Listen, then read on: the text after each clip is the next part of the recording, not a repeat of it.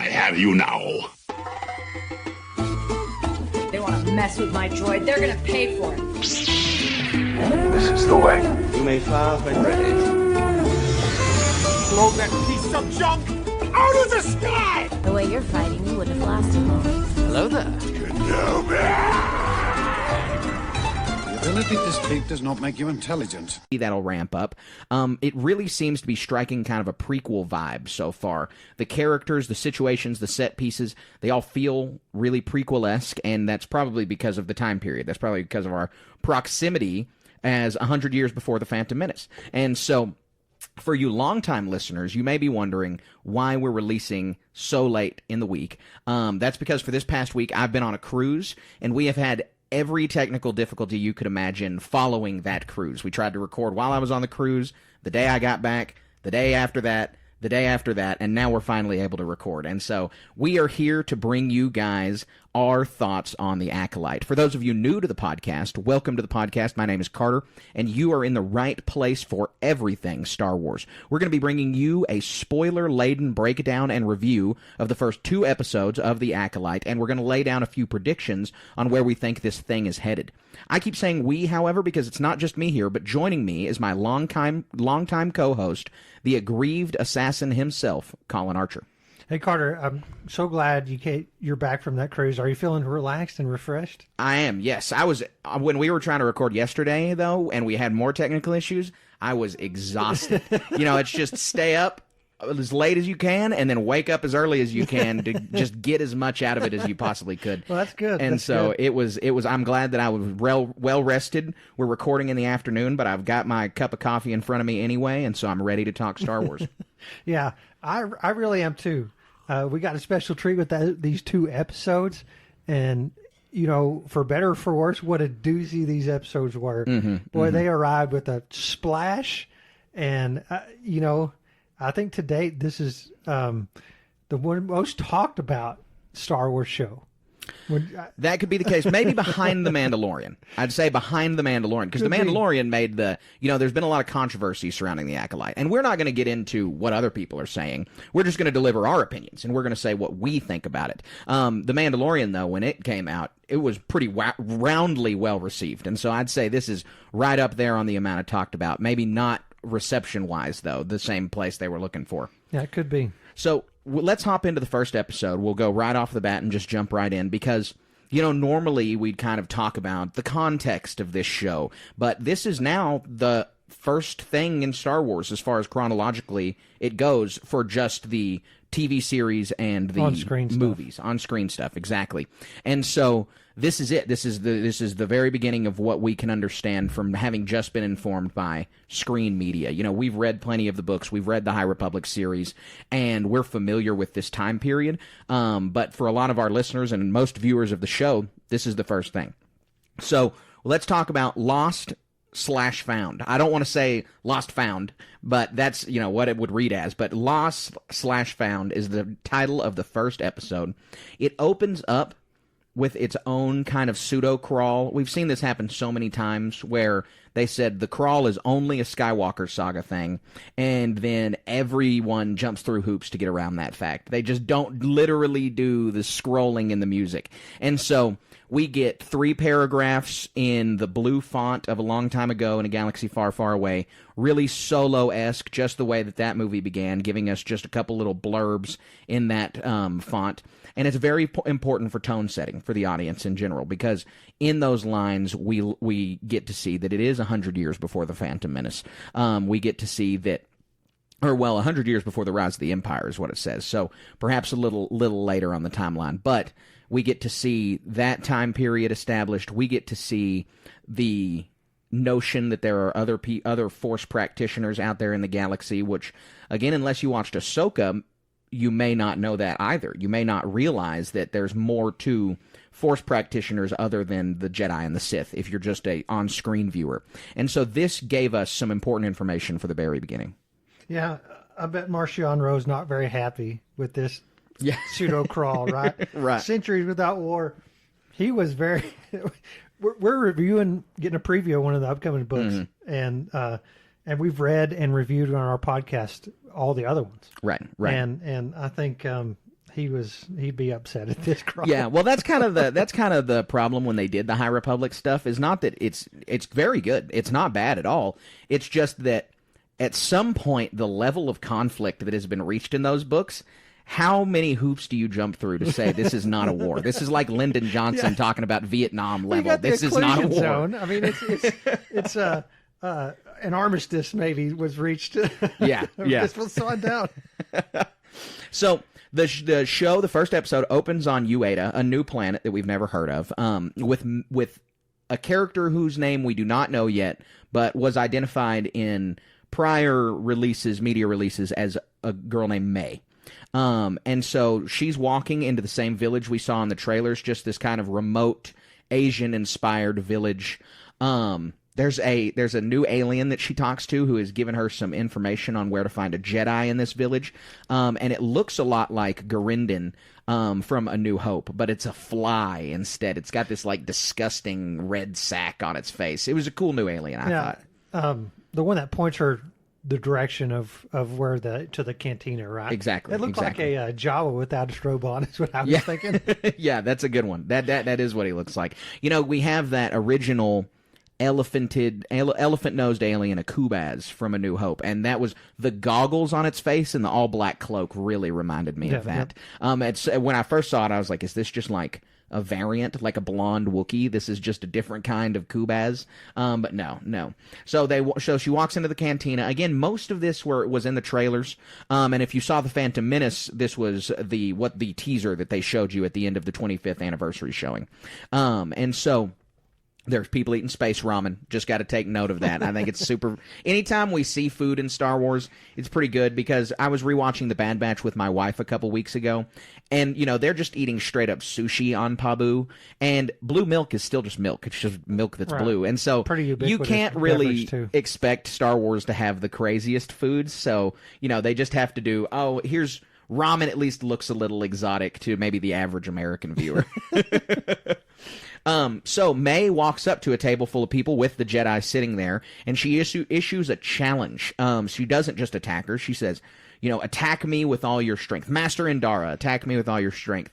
I thought that was a little unique. It felt really Western to me, which Star Wars always, like The Mandalorian, very clearly Western. But this show is not meant to be Western. If anything, it seems to be Asian-inspired. But it feels pretty Western to me in this instance, because she's issuing a challenge like that Johnny Cash song, "Don't Take Your Guns to Town." Like, the whole result of that felt like how that was going to go. And so I thought that this was a good little MO, and we're going to learn more about why she is issuing challenges, I'm sure. We don't know yet. Yeah, we don't know yet. And this is, this is where it kicks off the really cool fight scene, right?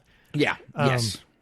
And I really love this setting, and I'm going to go ahead and say it now. With this scenes and progresses throughout the two episodes, Disney and Lucasfilm really took to heart the criticism of the lack of aliens in Obi-Wan. Absolutely, absolutely. And you could even say that they overcorrected. Because if you want your aliens, they are in this show. Yes, they are. There's an obscene amount of ones we've already seen and new ones. They're all over the place in this show. Right. And most of the new ones seem to really have a place in Star Wars. Sometimes I gripe about new aliens being like, well, this just seems like a Star Trek alien or a Guardians of the Galaxy alien. It doesn't feel Star Wars. Almost all of them felt Star Wars. I've got a complaint about one of them. But in general, we complain a lot on here about the lack of aliens that we've had from Disney Star Wars so far. But that's just not the case. You're right with this episode. So, like you said, it begins the fight. If you saw the Phantom Menace 25th anniversary showing, you've seen this already. But Indara rises slowly from her seat while May initiates a fight with her companions. So, again, May can't really seem to initiate a fight with a Jedi for whatever reason. We don't know why. But she knows a surefire way to get a Jedi involved is to attack innocent people. Right. And so she just starts fighting everyone around the table. And that's also to show us that she's exceptionally capable. She's taking on like 5 regular people at once. Yeah, extremely capable. Lots of practice, and May isn't using the Force at the start of this fight. Right, right. It's all technical skill and ability. Exactly. And so she fights really calmly. She doesn't fight really calmly. Master Indara begins to participate in the fight, and Master Indara fights so calmly. She is very clearly a Jedi Master, and she is just hesitating to use her lightsaber the whole time, which is a consistent theme throughout this, which is something that's pretty brand new, other than what we saw with Ezra and Ahsoka. A Jedi is decently quick to whip out the lightsaber, mostly because they are against something that is so important. Obi-Wan pulls it out in A New Hope because Luke's the last hope for the galaxy. You can't let Ponda Baba kill him before they get off of Tatooine. Right. And then like Qui-Gon and Obi-Wan, they pull out the lightsabers because Darth Maul's the threat. Or they've got blasters in their face. So this it's dark. Yeah, or it's dark. This is one of the first times we're seeing consistently, not just Master Indara, but many Jedi characters fight as with their lightsaber as a last resort. Which is just kind of an interesting little philosophical change and interlude here that doesn't even seem to come up in the High Republic books. So this is like a little tone shift. And I don't recall exactly, but I think at least 2 times May is making a concerted effort to grab Indara's lightsaber. Right. Yes, she is. She does that to Indara and later on in the next episode to Master Soul. Right. And so we have, in this fight, I think some really good choreography. I think that this is some of the better choreography. It's certainly better than the Ahsoka choreography, I've got to say. Yep. The fights in this are fun and believable, and they feel more prequel-like than anything we've seen, which is just the watermark for Star Wars fights, is, make them as good as the prequels. Especially when you're transitioning from not using the Force to using the Force and having Indara not using her lightsaber. It kind of reminds me of Ezra at the end of Ahsoka, right? And it's like, we're going to, what you've been kind of alluding to is why the Jedi don't want to use their lightsabers, especially somebody who walks on the street and says and issues a challenge. They don't know the motivation of this person. Right. Their goal is to bring them back to the light. Yeah, exactly. Not just sit there and whip out a lightsaber and whack them in half. Yeah, that's not the good. Yeah, they aren't police officers. They're not military. They're here to, they believe everyone is redemptible. So it's a last resort kind of thing. So through the course of the fight, Indara asks May, who trained you? Because obviously Indara knows she's a rogue Force user. She then calms into somebody to share that information. We don't ever learn who that was because it's just likely some Jedi informant or another Jedi, because they are aware of this murder happening here in just a moment. So this hand-to-hand part with Indara, they keep going at it, and then she uses the Force to grab her knife and stop her. And then Indara says "you" in an inquisitive tone, and that was cut from the Phantom Menace showing. So this is new information for us, which would have, that's giving away a little too much ahead of the show. Right. So we see through this fight, May is not just some trained assassin. She's not Cad Bane. A person who can take on a Jedi like Boba Fett, but does not have the Force. She also has the Force. So she starts using the Force in this fight, and she pushes Indara against the wall, because Indara was caught off guard with who this is, and we don't understand the significance of that yet. Right. But we do know Indara knows her. Yeah, and at this point, once the Force is being used by this potential assassin, it's the lightsaber comes out. Yeah, exactly. She throws some knives at Indara, and so Indara uses her lightsaber to defend herself against the knives flying.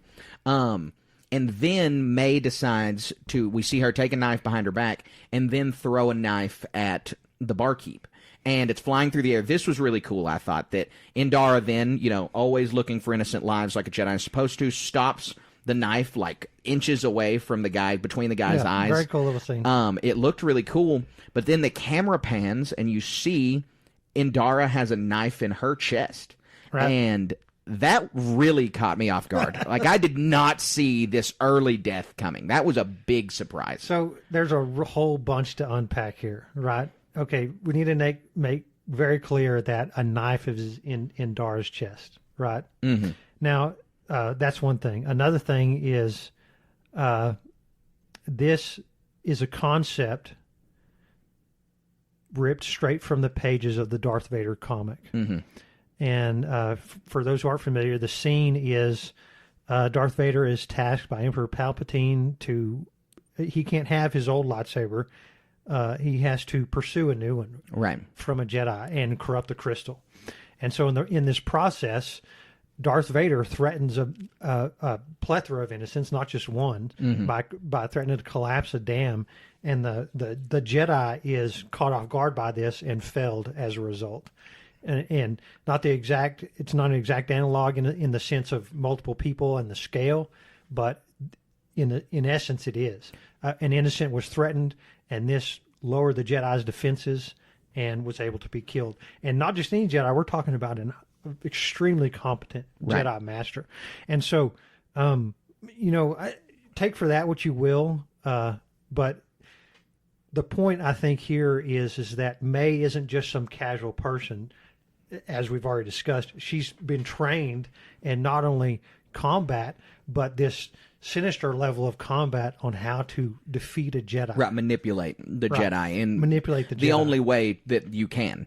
And so, to your point, there's also some more stuff in the show that is directly from that specific comic of we'll get to that. The Vader, which I was really, when that happened, I was like, I was pointing at the screen like Leonardo DiCaprio. And so this isn't just some casual assertion of, hey, this looks really similar to this scene in the comic book.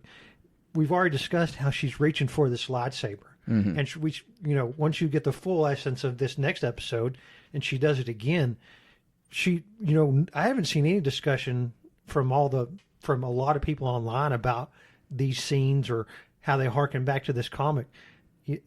But she's obviously been tasked with some higher that we're totally unaware of after these two. She's been tasked with a higher tasking than just killing a Jedi Master. Right. It seems, we get a lot more information at the end of this episode and in the second episode, but when you start putting all those pieces together, there's a link between her need to kill the Jedi and her need to get these lightsabers, because she kills Indara, but leaves her lightsaber behind, and it focuses on the fact that the lightsaber is just laying on the ground. So we can glean from this that she has to earn. Exactly. She can't just pick it up off the ground, even after defeating this person.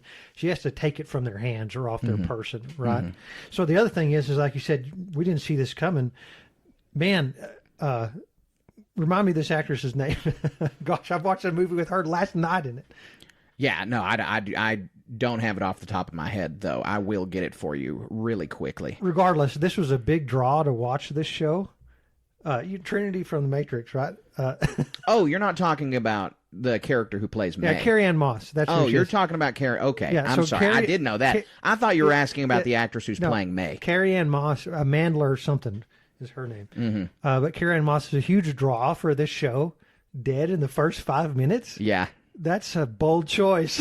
It was a big surprise, man. Not just the fact that she's Carrie-Ann Moss, but in general, that we had this dead Jedi Master right at the beginning was really, really interesting to me. Amandla Stenberg is the name of May / the next character we're going to talk about. But before we leave that, we got to say one more thing, is that she begins to go and kill the barkeep. No witnesses, smart decision. But she sees a little child cowering behind him, and she decides to have some compassion and pity on him. That's probably going to be her undoing. Not this specific instance, but if she's having compassion and pity on innocent people like that, she's not cut out for whatever sinister prospect she thinks she's pursuing. For a dark side person, that's a no-no. Yeah, absolutely. Alive. Absolutely. Children are not, unfortunately. Yeah. Well, and that's just how it is, and she needs to understand that if she's going to be in this way, and that's what her master's going to say. Right. We get a great PowerPoint wipe. We're back to the PowerPoint wipes in Star Wars, which I was super happy to see. And then we get the title screen, the Acolyte. These are not giving us episode titles like we've had in every other Star Wars series, though. These are just going through and going straight into it. So we wake up with who we presume is May in a starship, with this new toy-selling droid, Pip, who is shaped like a cassette tape. Yeah. He looked cool at first, but then you realize he can do everything. He's like the ultimate MacGuffin. Yeah, he's a Swiss Army. Yeah, he's in like a big way Swiss Army knife droid. And it kills it for me just a little bit. Yeah, no, I agree. He looks cool. He still looks cool. I don't know. I wish he could talk. I like when droids can talk better than beep. Yeah. But anyway, this character is walking down the hallway, and this is so. We know by the end of the first episode who these people are, who May is, and who Osha is. But at this point, you don't. At this point, you're not a little confused because you know something's up, just being an educated, media literate viewer of any media. But you can see that something's going on here. And so this woman who looks like May wakes up, goes into the hallway of this ship, and is encountered by a guy named Philic, who calls her OSHA, and that's what we'll refer to her from now on, and doesn't seem to know anything about OSHA's double life, but that's only what we think exists. Right. We think there's he's a fool for not knowing about a double life. So they're walking down the hallway, OSHA and Philic, and then they're passed by some Nemoidians of the Trade Federation in a starship hallway. Happy to get to see those guys. Just, some familiarity among us that we need some anchor points in this show to the rest of the Star Wars universe, and the Trade Federation is a perfect one to use right here. Right. And they're kind of fledgling. It's 100 years before we've seen them. Mm-hmm. They're slightly different, but still butt heads about stuff. Right. Yeah. Right.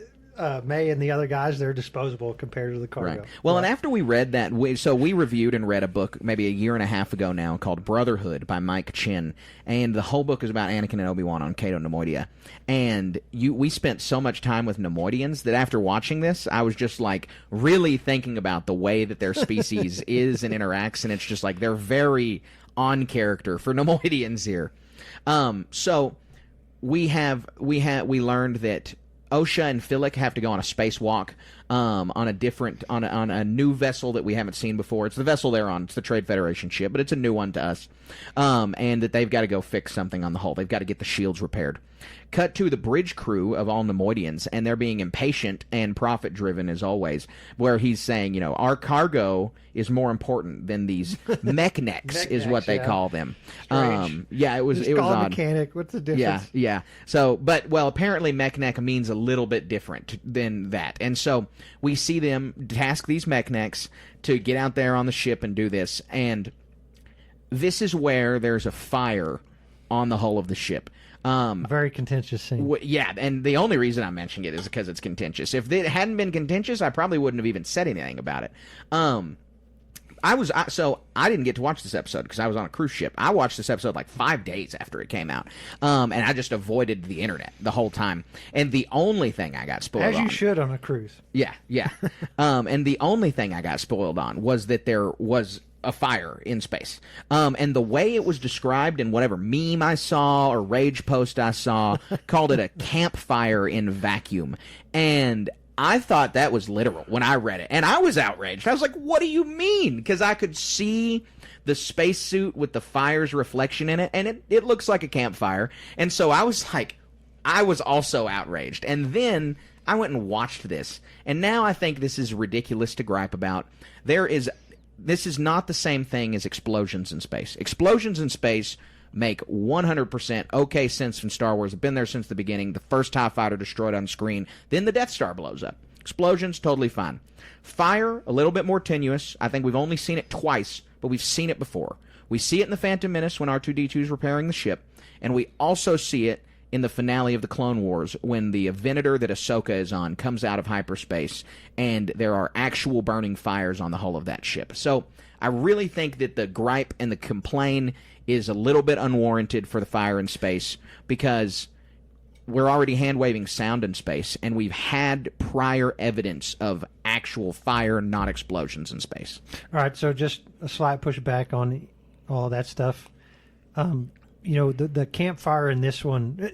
So I really don't want to dissect the whole suspension of disbelief, because whatever, that's science fiction. Right, you just have to. There is, there is, but the argument is that once it crosses a certain imaginary threshold, it once it's like overtly anti-science or something like that, that you can't reasonably suspend the disbelief, like with hyperspace, right? Mm-hmm.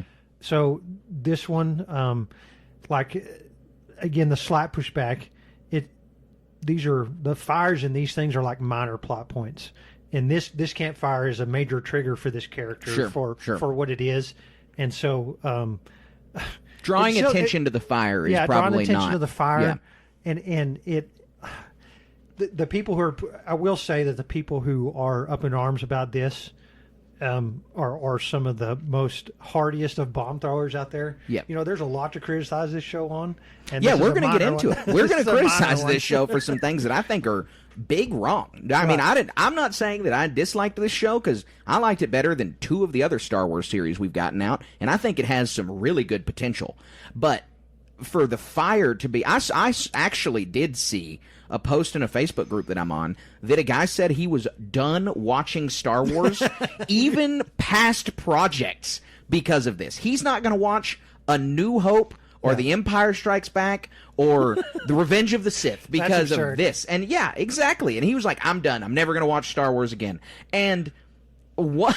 It is absurd. There's no other way to say it other than that's just absurd. And so there are a lot of really valid criticisms to this show. I don't think that the fire this is a minor one. I mean, yeah. Again, like you said, there's other examples. Suspension of disbelief. By science, there's no oxygen in space. Fire's not going to burn like that. Sure. Yeah, Right? absolutely. Even on the Venator. Yeah. In the real world, it's not going to happen. Yeah. Obviously, explosions, the oxygen's venting out to space. That's why you can see those. And there's no sound. Obviously, there's sound in Star Wars and a lot of other space things because it'd be stupid. Yeah, you're not going to want to watch a silent movie. You're not going to watch just a silent movie. Yep. Right, yeah. So it's, there's reasons. And I'd say your point about drawing attention to it is probably the best point I've heard so far. Right. That it is, I still think, pretty much just acceptable to have it because of, if George Lucas established it prior, then you're allowed to do it. But it wasn't a plot point. It wasn't a plot point. So Osha sees the fire. This is the reference, and she has a flashback to some dark and tragic event. You just hear some screaming and some like little bit of flash in the fire, but nothing real. But she pauses and is staring at it, and then Philip kind of wakes her up and is like, come back to reality. And then a really awesome Jedi ship comes in from hyperspace. Yeah, not a long beam. No, not a long beam. What a shame. Looks similar to a long beam, but not a long beam. Well, I don't know what a long beam looks like. Just in my imagination from the page. So. Yeah, well, I mean, I think the comics have some long beams in them. They're cool. This ship, I think, looked a little cooler. Okay. This ship's pretty awesome. So it comes out of hyperspace, and then the Jedi board. The Nemoidians are like, oh, crap, as they would be. And so the Jedi board the ship, and it's Yord Fondar, who from the trailer, and Tassi Loa, who is a Zygerian. And this made me, I had to go look up. I was like, is this a Zygerian? One, because I don't ever remember seeing a Zygerian prominently in live action. I could be wrong. That is not something that I researched, is this the first Zygerian in live action? But I will say that it's very notable that there's a Zygerian Jedi because of the history between the Jedi and the Zygerian Empire and their slave trade. And so I didn't know that there would be Zygerian Jedi. That did not happen that long ago in the context of Star Wars, because we know that happens after the Sith are defeated. And so it has happened within the last 900 years, which is a pretty small time frame as far as Star Wars is concerned. Right. And we know that the Zygerians hold a grudge all the way up to the Clone Wars. So you would imagine that a Zygerian Jedi is pretty rare, that a Zygerian parents would let the Jedi take their kid. Right. So we do see that these two Jedi are wearing golden High Republic robes. Nothing like the Phantom Menace era robes yet. Totally different. It's, there's no browns. There are some browns at some other Jedi in the show. These two aren't wearing any brown cloaks or anything. And these robes are pretty ostentatious. Like these are statement robes. And I think that just throughout this show, whether it runs for a season or multiple seasons or whatever, we'll see the visual shift to the Phantom Menace robes. I think we'll get a reason that the Jedi go a lot more muted. Yeah, because that'd be good. In the Phantom Menace, we see no golden robes whatsoever. Nobody has on anything like that. Right, not at all.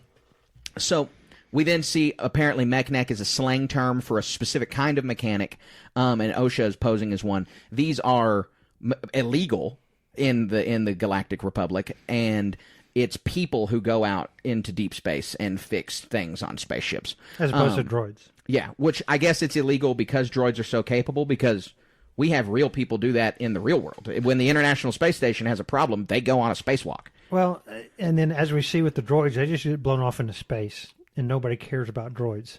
If you get blown off into space, that's a harrowing death, because you just starve to death. Floating in space, especially if you're on a Nemoidian ship. Yeah, they're not going to stop for you. Yeah, if you get blown off into space, you're done. Or you're just too hard to find. Yeah. Especially if it's just cruising along or something like that, or even stop for a minute. Well, I mean, we can assume, in Star Wars we've seen the technology to detect life. I don't know how narrow that can get. I don't know how close. Needle in a million haystacks type thing, maybe. I don't know. Maybe. I hope I never have to do this. Yeah. So this was a really, really cool. I thought that this was probably one of maybe my favorite scene from the entire 2 episodes. Yord raises his hand to begin to ask a question, which looks like he's going to probe the Nemoidian's mind. And because the Nemoidian says there's nobody, they ask about Osha. They say there's nobody of that name on board, yada, yada. Yord raises his hand, and then the Nemoidian to his left immediately spills the beans. Says, she's in this bed in this place. And so, just by virtue of him raising his hand, got the cooperation out of the Trade Federation. He didn't have to do a thing. And this shows how intimidating and mystifying the Jedi are during this time period. That just by legend alone, that a Jedi raising their hand into the air can cause an average person to totally lose their composure immediately. Right. And so that was something that we don't really see in the Clone War, because Jedi are dying in the dozens in the Clone War, and so a lot of people are not that afraid of Jedi during the Clone War. They kind of, there's a few average people who will taunt Jedi at that time. In the Clone Wars, most of their enemies were droids. Mind tricks isn't going to work on them. Sure. But I will say, Yord was pretty casual to use this thing. I mean, yes. He had he said 2 sentences. And then raised his hand. I think that there's some problems with Yord's character that are meant to give us problems of the Jedi Order as a whole. I think that just through these 2 episodes and kind of the description that we got from him on StarWars.com, that he is going to be a little bit of a foil. Not a foil, well, yeah, probably a foil for the Jedi Order also, but kind of a projection of some of the Jedi Order's worst qualities at the time. And that's not meant to say that maybe he's a bad guy, but we can already see just through a few faults and interactions he has with other Jedi or with civilians that he's probably a little too proud of being a Jedi.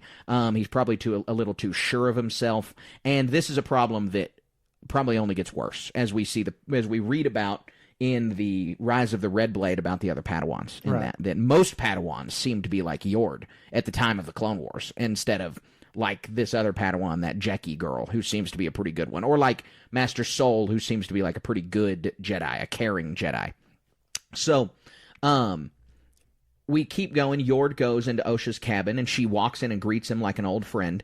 And then Yord, in his sentence, identifies that they're in the corporate sector, far from Coruscant, which is just a little tidbit. The corporate sector has been around for a really long time in Star Wars. It wasn't in the movies, but it was in the books from the very early 90s. The Lando Calrissian trilogy is where it got introduced. Oh, cool. And so that was just a cool little nod.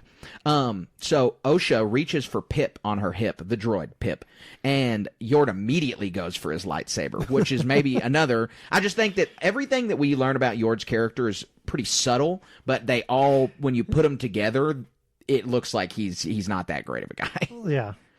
And he's really showing his hand to her. She can now understand, oh, this is a problem. Like, he's here for a bad reason. Right. And we still don't know anything. We as the viewers have every reason to believe that she is the murderer. Right. So Tossie comes in and begins asking her questions about how'd you become a mechanic, asking questions they already know the answers to, like when did you join the Jedi Order, blah, blah, blah. We learned that she joined when she was 8 years old, which is a bad sign in general. That's way too old to become a Jedi. Well-trodden history. Yeah, exactly. Oh, you're above the age of 4 and you became a Jedi? That means that you're a main character. Right. So we learned that she came from a village that had been burned and attacked where she lost her entire family. And then we learned that she might have had a grudge against Master Indara because Indara is the one who advocated for her to leave the Order. That said, this training isn't working out. She needs to go. And we also learned that she's been out of the Order for 6 years. And so all of these are just... This whole scene is just pieces for us to get a background on this character. Then the bartender barges into the room and identifies her immediately. He's like, that's who it was. And I didn't expect that. I thought that was really funny. They just... the Jedi were just like, all right, get on this ship with us. We're going to go. We got our suspect. And the bartender's like, okay. I thought that was funny. Yeah. And this is a bit point of contention also. The investigation here was real thin. They didn't invest. They didn't ask anybody. They set it up earlier that the other part of the crew went out partying, right? Mm-hmm. And I just stayed in my room. Well, I mean, there's nothing in the store. You can't check in and check out. People, you can just leave off this. No, you're indentured servitude to these as a magnet to these Nemoidians. You could just come and go as you please. Well, and there's no such thing as a security camera on a Nemoidian ship, on a Trade Federation ship. I mean, so yeah, none of her companions are coming to her aid. Like, yeah, she was here all night. What are you talking about? Right. I mean, and yeah. We can get into that. We don't need to spend but too much that's, time I mean, I think that's one, a little bit of just rushing the plot along, which is, I don't know how long you need to dwell on all of the investigation aspects specifically, but it is an issue. And then it could be indicative of the Jedi Order, indicative of the Jedi especially feel like... this next scene coming up. yeah. That they feel like they're right. They feel like they're, that when they do an investigation, we see this theme a couple times in the Clone Wars where the Jedi don't do a thorough enough investigation because they are so confident in their own abilities. And so that could, maybe it's because Yord's the one doing the investigation. So we see an interesting new security droid, and they say she's going to be transported to Coruscant on a prison transport. The supposed Jedi Master Killer, we're putting on her by herself. Right. On a droid transport. I'm sorry. So there's a scene of the Jedi Temple. We come in. There's a scene of the Jedi Temple, and we see Master Soul talking to the younglings. Same scene from the trailer. Right quick though, they made some effort to make this Jedi Temple look like it was in the past somehow. Mm-hmm. Like as we see it in the Phantom Menace, Clone Wars, all this other stuff. It's had a redress in those scenes compared to what we see it as this. What I hearken it back to is like you stepped into an old house that's decorated like it's from the 70s or 80s or something like that. It's got these like harsher lines onto it. And I like that attention to detail. And if you notice, the Coruscant city around it is a little lower than it is in the prequels, so showing us, that the city hasn't built up just as much as it had. So we see this new temple. We see Master Soul talking to younglings. Then Master Vernestra Rowe walks into the room. We've talked a lot about her on previous podcasts. She's a character from the High Republic books. And so she comes in, and they are continuing this trend. So as she comes in, Soul's wrapping up. The show continues the trend that we've seen in the books a lot about how each Jedi feels the Force in a different way. Because the kids are listing like water, like this, like that. And then another kid says like fire. And there's a little bit of foreboding in the background. And then, he explains, well, the Force can be like fire, blah, blah, blah. So the younglings leave. We begin to get a dialogue between Soul and Rowe. We learn that Soul was Osha's original master. Both So and Indara rescued Osha from the fire that claimed her family. And then Vernestra immediately goes into politics, saying that there needs to be... I mean, this is pretty overt, just immediate cover-up. We need to make... This can't get out because of our political enemies. Like, this is more in the treacherous, corrupt political weeds than even the prequel era council it gets into. Like, this is all pretty overt conversation of what Jedi should not be talking about. Like, this is a symptom of the Order that you should have been able to identify earlier. If your high-ranking Jedi Masters are having conversations like this, whispering with each other. So, Vernestra's saying there needs to be a cover-up of some sort, so people can't learn an ex-Jedi is killing Jedi. And Soul says that, that's true. It would only embolden their political opponents.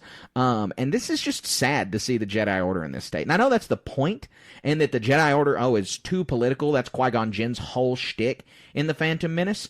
And my only critique is these don't feel like the seeds of corruption they're supposed to be. This feels worse than the prequel era. This feels like maybe the prequel era was an improvement on the level of political corruption within the Jedi Order. Because and Vernestra in the books is very explicitly one of the best characters as far as like morality goes. Like, she has a very straight moral compass, and that character has changed a lot. Now, it's been 150 years. I can accept that people can change. I'm not really complaining about the transition, although it's surprising that was the transition for a pretty beloved character from the books. Yeah, strange. They care more about politics than justice in this situation, though. It's very clear. They just, they're not really, they're just going to get Osha's trial out of the way, swift justice, swift punishment, done. Yeah, especially when it feels like it should be obvious, that's something, if the Jedi are held aloft as these paragons of light and life, especially as they were not 100 years prior in the books, right? Then purging the ranks of sinners, for lack of a better term, of apostates is probably a positive thing. Right. Well, she says an example to be made of, and that is just not a Jedi thing to say. That is not a thing that a Jedi Master says. Right. That is not having already some level of dark side corruption in themselves. Yeah, that'll be interesting to see, won't it? Yeah. So we cut back to the prison ship for the first time, and we see it's piloted by droids. There's a droid security guard, and there's Very 3 cool cells. droids. Yeah, the chair droids. Lots of comments online about that. Chair Very droids was cool. awesome. Was super cool. I was a big fan of chair Yeah. droids. It was just, I didn't expect it either because it came out of nowhere. When they get shut down and they move into the chair mode, I was like, Yeah, very cool. That's a great idea. And so you do have, you made a criticism about her having not like a Jedi escort, which I think is fair because they think she's a Jedi Yeah, she killer. killed a Jedi Master. I'll say that the what I think we're supposed to understand here is that there's one prisoner isolated by himself with that diebuck parasite on his mouth, and the guy says, "Oh, that's for violent criminals. It's used to subdue them. It does something to their brain." Their excuse for the show on their level of security is the fact that May's in a cell by herself because all the other prisoners are in a cell together. So they're like, "We're just going to isolate her one cell over." Yeah. So I guess that's the solution for the Jedi killer. So the convicts are planning an escape, and they ask Osha to join, and she says, This is the first indication that we have that she's not actually the killer at the beginning. She says, "I have faith in the Jedi." And the reason, so before that, they ask her, "Did you kill a Jedi?" Well, she has reason to say no, even if she did it. That's not that crazy because you're on a ship with robots that record everything you say just by virtue of the fact that they're mechanical. And so you're not going to give a confession in the middle of this cell. Surprisingly, not so quick to use a mind trick at that point. Yeah. And so the convicts are planning an escape and ask Osha to join, and she says, "I have faith in the Jedi." And she has no real reason to say this if she's the one who killed Indara. Why would she have any faith in the Jedi? She doesn't have to posture in front of these prisoners. She just has to not incriminate herself. And so she doesn't have anything to gain by saying that to them. And that's kind of our first wink that she might not have been who did it. So then the convicts' plan begins. They shut the droids down with another kind of Lobot-ish guy. He doesn't look exactly like Lobot, but a cyborg. A fun comment I saw was he looks like a Cenobot. I don't know what that is. It's from the horror movies Hellraiser. Oh, okay. Gotcha. So he shuts down the droids that are piloting the ship. The security droid's like, "There's been a problem." It drops out of hyperspace into an asteroid They'll belt. disable the crazy guy, but not the guy who can hack the droid. Yeah. So they disable, they pop out into an asteroid belt. Then it begins to knock around, and that droid falls against a wall and is gripped by some new alien with a kind of tongue that comes out of his forehead. And this is the alien that I had a problem with. That just didn't feel like most Star Wars aliens don't have superpowers. They don't have this really unique special thing about them that gives them this crazy otherworldly edge. They're basically humans that look different. Almost every Star Wars alien is like that. You might have the Falleen who do these pheromones, or you might have a very different looking alien, but if they're humanoid, they pretty much are like humans. The only thing is bigger, like a Wookiee and a basilisk. They're going to be stronger. Oh, yeah, you're right. Even the ones who aren't expressly humanoids, what is it, like Ithorian or something like that? Yeah, like an Ithorian. It's still just a guy. It's still just a guy. Yeah. And so that was my big criticism, is this alien doesn't feel Star Wars. This alien feels Guardians of the Galaxy-esque, and this whole scene begins to feel like Guardians of the Galaxy. It already kind of felt Guardians of the Galaxy. Why? The way the prisoners are kind of crazed, making jokes. That felt Guardians of the Galaxy-ish, and it continues to spiral that way basically through this whole scene. And that really made me dislike this scene. If this was intended to be a dark show, this would be a dank place. The same thing could take place, but you could have evil characters wanting to do evil things. Right. These were comic book. They were comic silly book villains. Yeah, they were. They were comic book characters in this moment for sure. So They escape. The giant cell of prisoners is able to escape. They let out the pig-looking guy, Cyborg, and then they all get in an escape pod and escape. They leave May behind because she said she wasn't willing to escape with them. And they also leave the violent criminal guy behind because, yeah, I mean, I would too. Don't really understand why the next few things happen. So she's, this ship is hurtling through space. It's going to crash and kill everybody.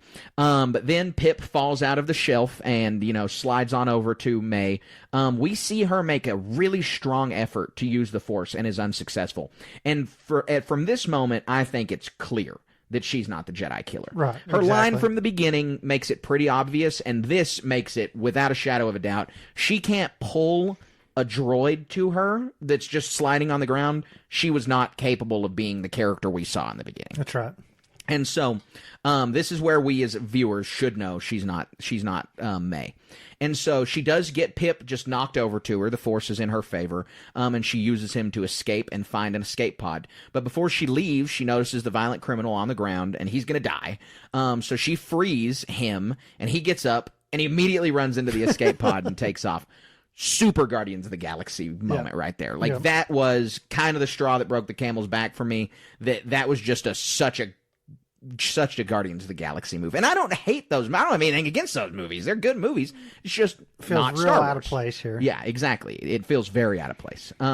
So now both the escape pods are gone. I really liked the design of this ship. The position of the escape pods, the shape of the ship, everything looked cool. And if we're complaining about, the fire not being very scientific, one of the things that I thought was really cool that they kind of did, like that would happen, was when the escape pod is jettisoned, it totally changes the trajectory of the way the ship is flying. Yeah, very cool. And so I thought that was really, really neat. And just thinking, this is a dumb one. Asteroids don't move in space like that. If they did, they'd be flying off on their own trajectories. They don't just sit there and move around in a belt. They're just stationary out there. Right. And that's been Star Wars from the Empire Strikes Back. Exactly. Yeah, that's been around. So OSHA straps herself in, and this is the gnarly spaceship crash we see from the trailer. And it is still a gnarly crash. Very the second crazy. time, it's still like, holy cow. Like, that is a nasty crash. It's like a NASCAR wreck. Like, it's just, wow. So then we cut back to the Jedi Temple after this crazy gnarly crash. Jecki, the Padawan, walks into Master Soul's chamber and asks him about having a holo of his Padawan. And she is very sassy in asking about it. She is very clearly meant to be like a, for lack of a better term, like a Sheldon Cooper character. Yeah. Like, she does not have any, like, social grace whatsoever. She is, everything we've heard from this character is very, like, well, matter of fact, like this. But she goes so far as to say, this is bad, this is the reason, telling her master that. And I was just like, wow, that's kind of crazy. And this is not the only moment we see other Jedi really, really talking back to a master, or the masters talking back to each other, which is, we see that in the prequels too. It just really caught me off guard from that moment. I was like, wow, that was a big one. And Master Soul does have a good reason for having this. Yeah, he sets her straight. It really well. Yes, he sets her straight, absolutely, about the holo being a teachable memory. And then they use the dumbest line they could have used. They use a real-world cliche, and those who don't remember history are doomed to repeat it. Look, I'm not even saying that's not true. I'm not saying it's true either. I'm not going to make some determination. It's a really good credo to live by. Yeah, but that cliche is... it's a real world thing. Like, Yoda's do or do not, there is no try, is not something that you've heard before, that your friend has told you. Like, you need, when giving stuff like this, need to say it in a Star Wars way, in a Jedi way, in a way that sounds wiser than your uncle telling you that. Like an in-universe paradigm, as opposed to going over to your uncle's house, like you just said. Yeah, exactly. And it's fine. The message is fine. Whatever. That message is totally okay. It's just the fact that we are so familiar with that as a term in the real world that they need to be careful using real world terms like that. And I've heard about this happening, and this is basically completely unavoidable, in Star Wars books where, and this happened way more in the 80s than it does now, where people use words in English and in Basic and Star Wars that have a very clear root in like a real world example. And I can't think of an example right at the moment, but you take a place name in the real world, and then we have an English word that has grown from the name of that place. Well, the root word for that is still just the name of a place. And so that place doesn't exist in Star Wars because Earth doesn't exist in Star Wars. And so if they use that name, it draws you out a little bit because you're like, well, that's not a Star Wars thing. It's kind of like the Millennium Falcon. Well, a falcon is a real-world bird. Now, it's not to say you can't have a falcon in Star Wars. That's fine. There are more egregious examples that I wish I could think of right now. Right. But we continue to move through the show. Sol goes to the prison decks and interrogates the dangerous killer, and he tells him the truth. And Sol's quick to use the mind trick here, too. I mean, it's basically immediate. They ask him, he tells them an obvious lie, and so then they just say mind trick. And he just blurts out what the truth is that we had just seen. And then Sol petitions Vernestra to go to Karlak and bring Osha in himself. And I haven't understood Sol and Ro's relationship yet, because they're both masters, so he keeps like asking Vernestra for permission to do things, and so I'm just a little confused on why the council, that is. Or That's what we haven't had that established yet, but she very clearly has some kind of bearing on what Sol does, which is a little contradictory to what we've read before in some novels, in that when you reach masterhood, unless the council dispatches you on a specific thing, you're basically allowed to do what you want. You're basically allowed to pursue your own interests. Well, and she could be like a department head or something. Exactly, like that. yeah. He could be, in this level of whatever, and she's there, and that could be the case. I found it kind of weird that they have these prisoners on Coruscant, and they supposedly picked them up from over this planet that the ship crashed on, and they didn't go look for the ship crash, and they found the escape pods, brought them back to Coruscant, and they're asking permission to go back to the planet to pick up quote unquote May. Yeah, and it just makes you wonder how long the ship crash was there. Yeah. That's just some Star Wars time dilation, right? Like, how long did Luke train on Dagobah? Who knows? Yeah. So Ro denies him at first, and then after some convincing, he lets him go. And so he's allowed to go to Karlak with a small team, she says. And so we then cut back. Osha awakes on the ship on the deserted snow planet of Karlak. And now we've said Karlak a couple times, so I'm going to give my important note here, is we've been to Karlak before. We've already seen it. It's in the Clone Wars. This is where Death Watch makes camp after they are expelled from the moon of Mandalore. And so that was cool. I was actually really happy to see that. Yeah. I mean, there's no indication. There's not going to be, because that's in the future. But it's just cool that, we don't need to constantly always have brand new planets. Right. There are hundreds of planets. Or just unnamed planets. Exactly. Here and there. Yeah. We can just, it's fine to give us new planets also, but it's cool for them to use. And especially, Star Wars has grown so much that it's always been self-referential. Always. And that's not a problem at all.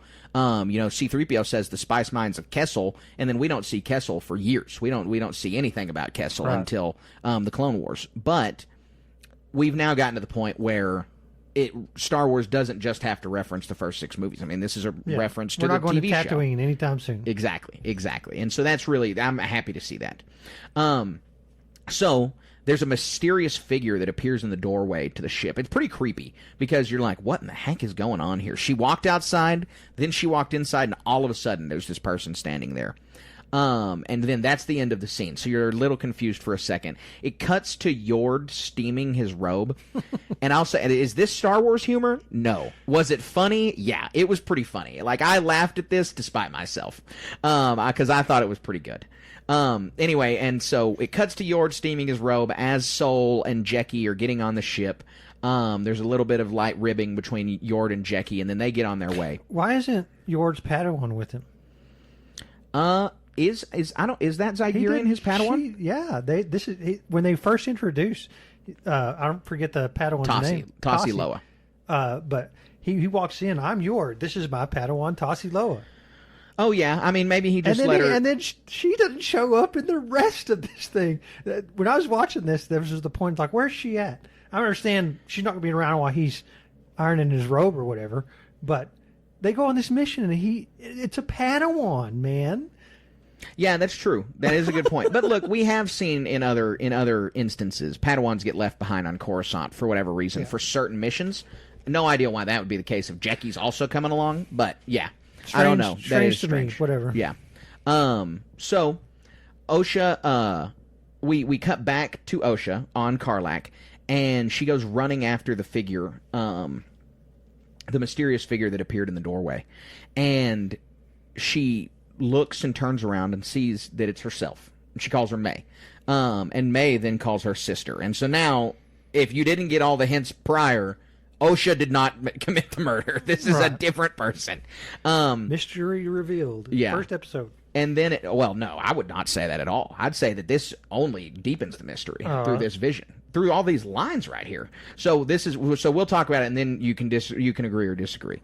Osha comes running. They say May. Then it transitions to them standing on Bryndock all of a sudden, where her family was massacred. May begins running away and says, and this is what I think deepens the mystery: "You're with me, I'm with you, always one, but born as two." And so I don't think that... I am Alfarius. No. Yeah.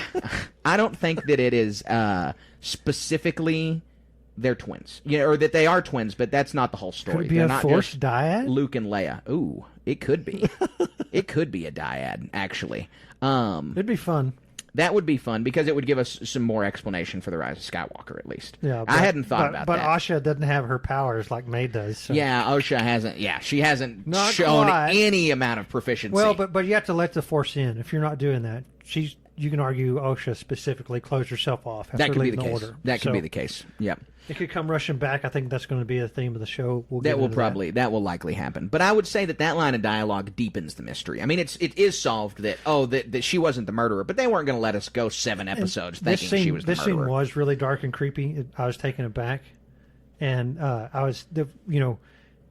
Sith sorcery was going through my mind on this scenes. It feels that way because it doesn't just feel like a regular vision, right? It doesn't have the same. Yeah, I mean, because visions are like, to a Force user, what we've seen in so many cases are either like literally a dream, and you have like Anakin did, and you perceive something greater, right? Not explicitly, like Anakin reached his mom, he could feel like that was happening to his mom, or it's all nebulous though. Yeah. It's not set in stone. Or in some sort of meditation, like an active sense of like reaching out and being like some sort of receptor or something like this. This is most reminiscent of Rey's vision from the Last Jedi, or from The Force Awakens. Both of those visions. This seems more like Asha's in this.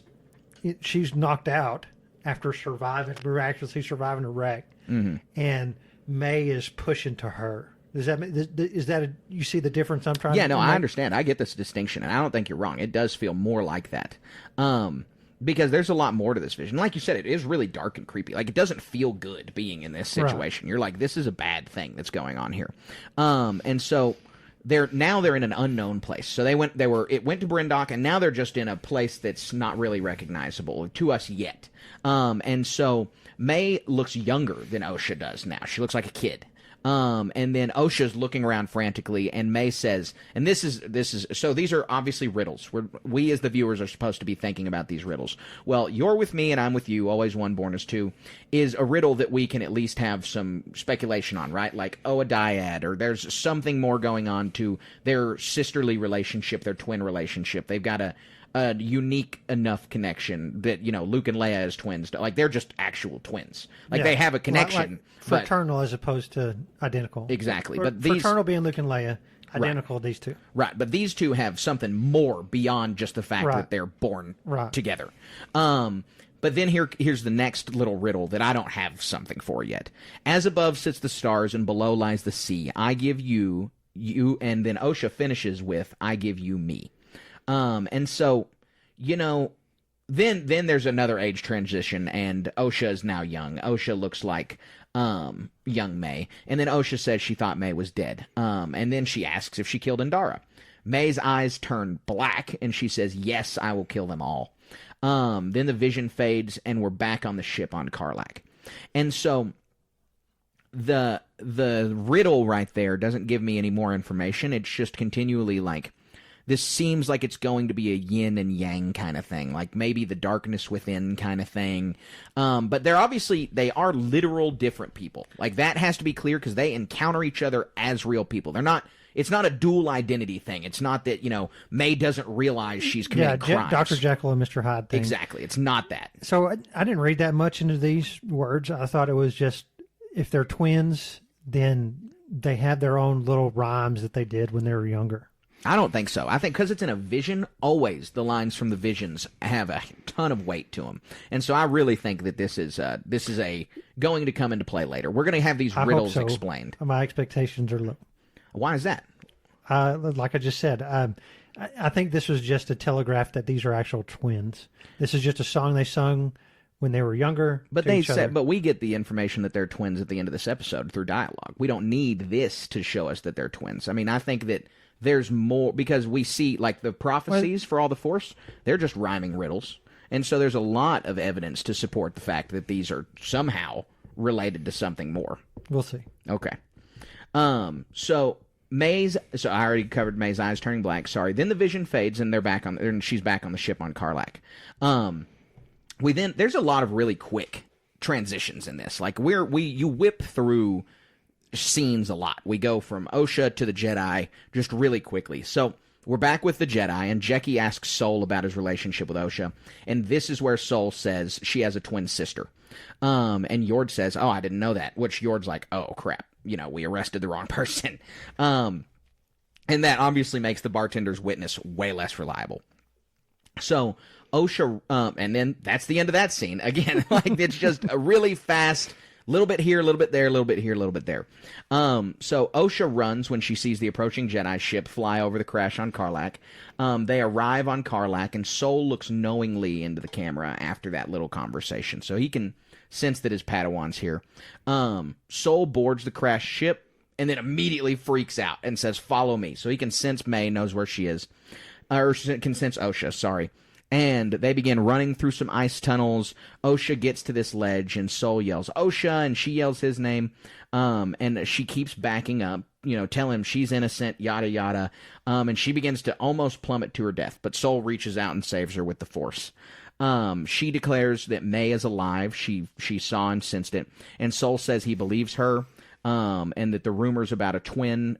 And so this verifies the real-world rumors about a twin story, about Amandla Stenberg playing two different characters. Right. This scene is reminiscent of a Harrison Ford movie called The Fugitive. Mm-hmm. He's chased to the edge of a dam and he jumps off. Oh, really? It's a cool movie. That's cool. He's being pursued by Tommy Lee Jones. It's very cool. Nice. So I love Tommy Lee Jones. Yeah, he's so cool. Great. He's so good. Especially him and Harrison Ford together. I bet that is really good. Very good movie. So we then go to the final scene, and we have this person speaking in a voiceover that is Darth Vader-ish. Like, it's like a little bit... As someone would if they're wearing a mask. Right, exactly. But I would say, like, this one's a little more skewed towards Vader than Kylo's was, like when Kylo speaks. Like this, like a modulated, somewhat mechanically modulated. It sounds a little bit like Vader to me. Like it doesn't sound like Vader. His is much deeper, but it's got a tone to it that Kylo's just didn't have. Right. So I'll just read the whole quote.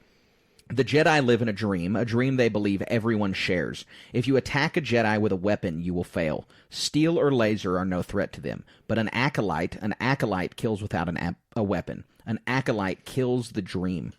When he says the word acolyte, it focuses on May. And then he ignites his lightsaber standing on an ocean bank for no reason whatsoever. Look badass, man. Yeah, well, that's the reason, right? Is they wanted viewers to understand, oh, this is a red lightsaber-wielding bad guy, probably a Sith Lord. Yeah. Like, he's someone important. And they had to get that out there for viewers to understand. So they wouldn't be sitting around speculating, who's that guy? So where's the disconnect here? And I can elucidate on this a little bit. The very first we see a Jedi Master killed was Steel, and this person presumably knows this, I would assume. Mm-hmm. But Steel or laser are no threat to them.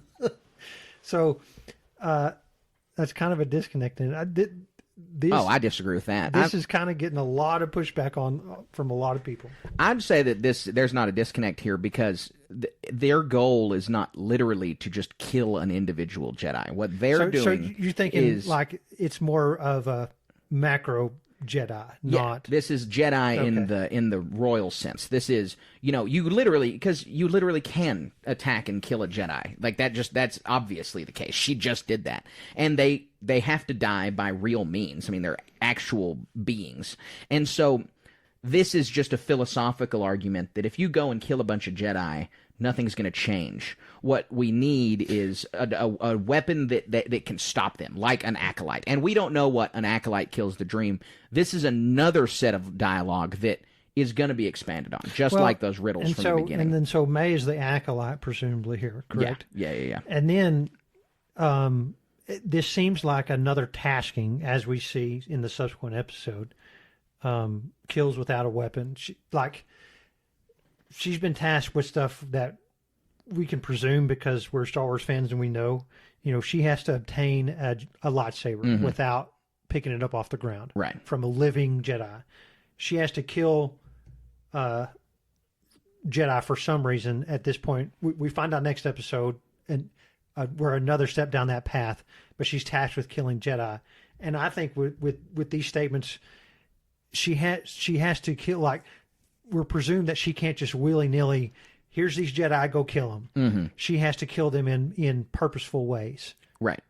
And he's saying, kill one without using a weapon. Yeah, yes. I think this is her master. It's a specific tasking. This is exactly a tasking to kill one without a weapon so she can take their lightsaber and probably corrupt the crystal.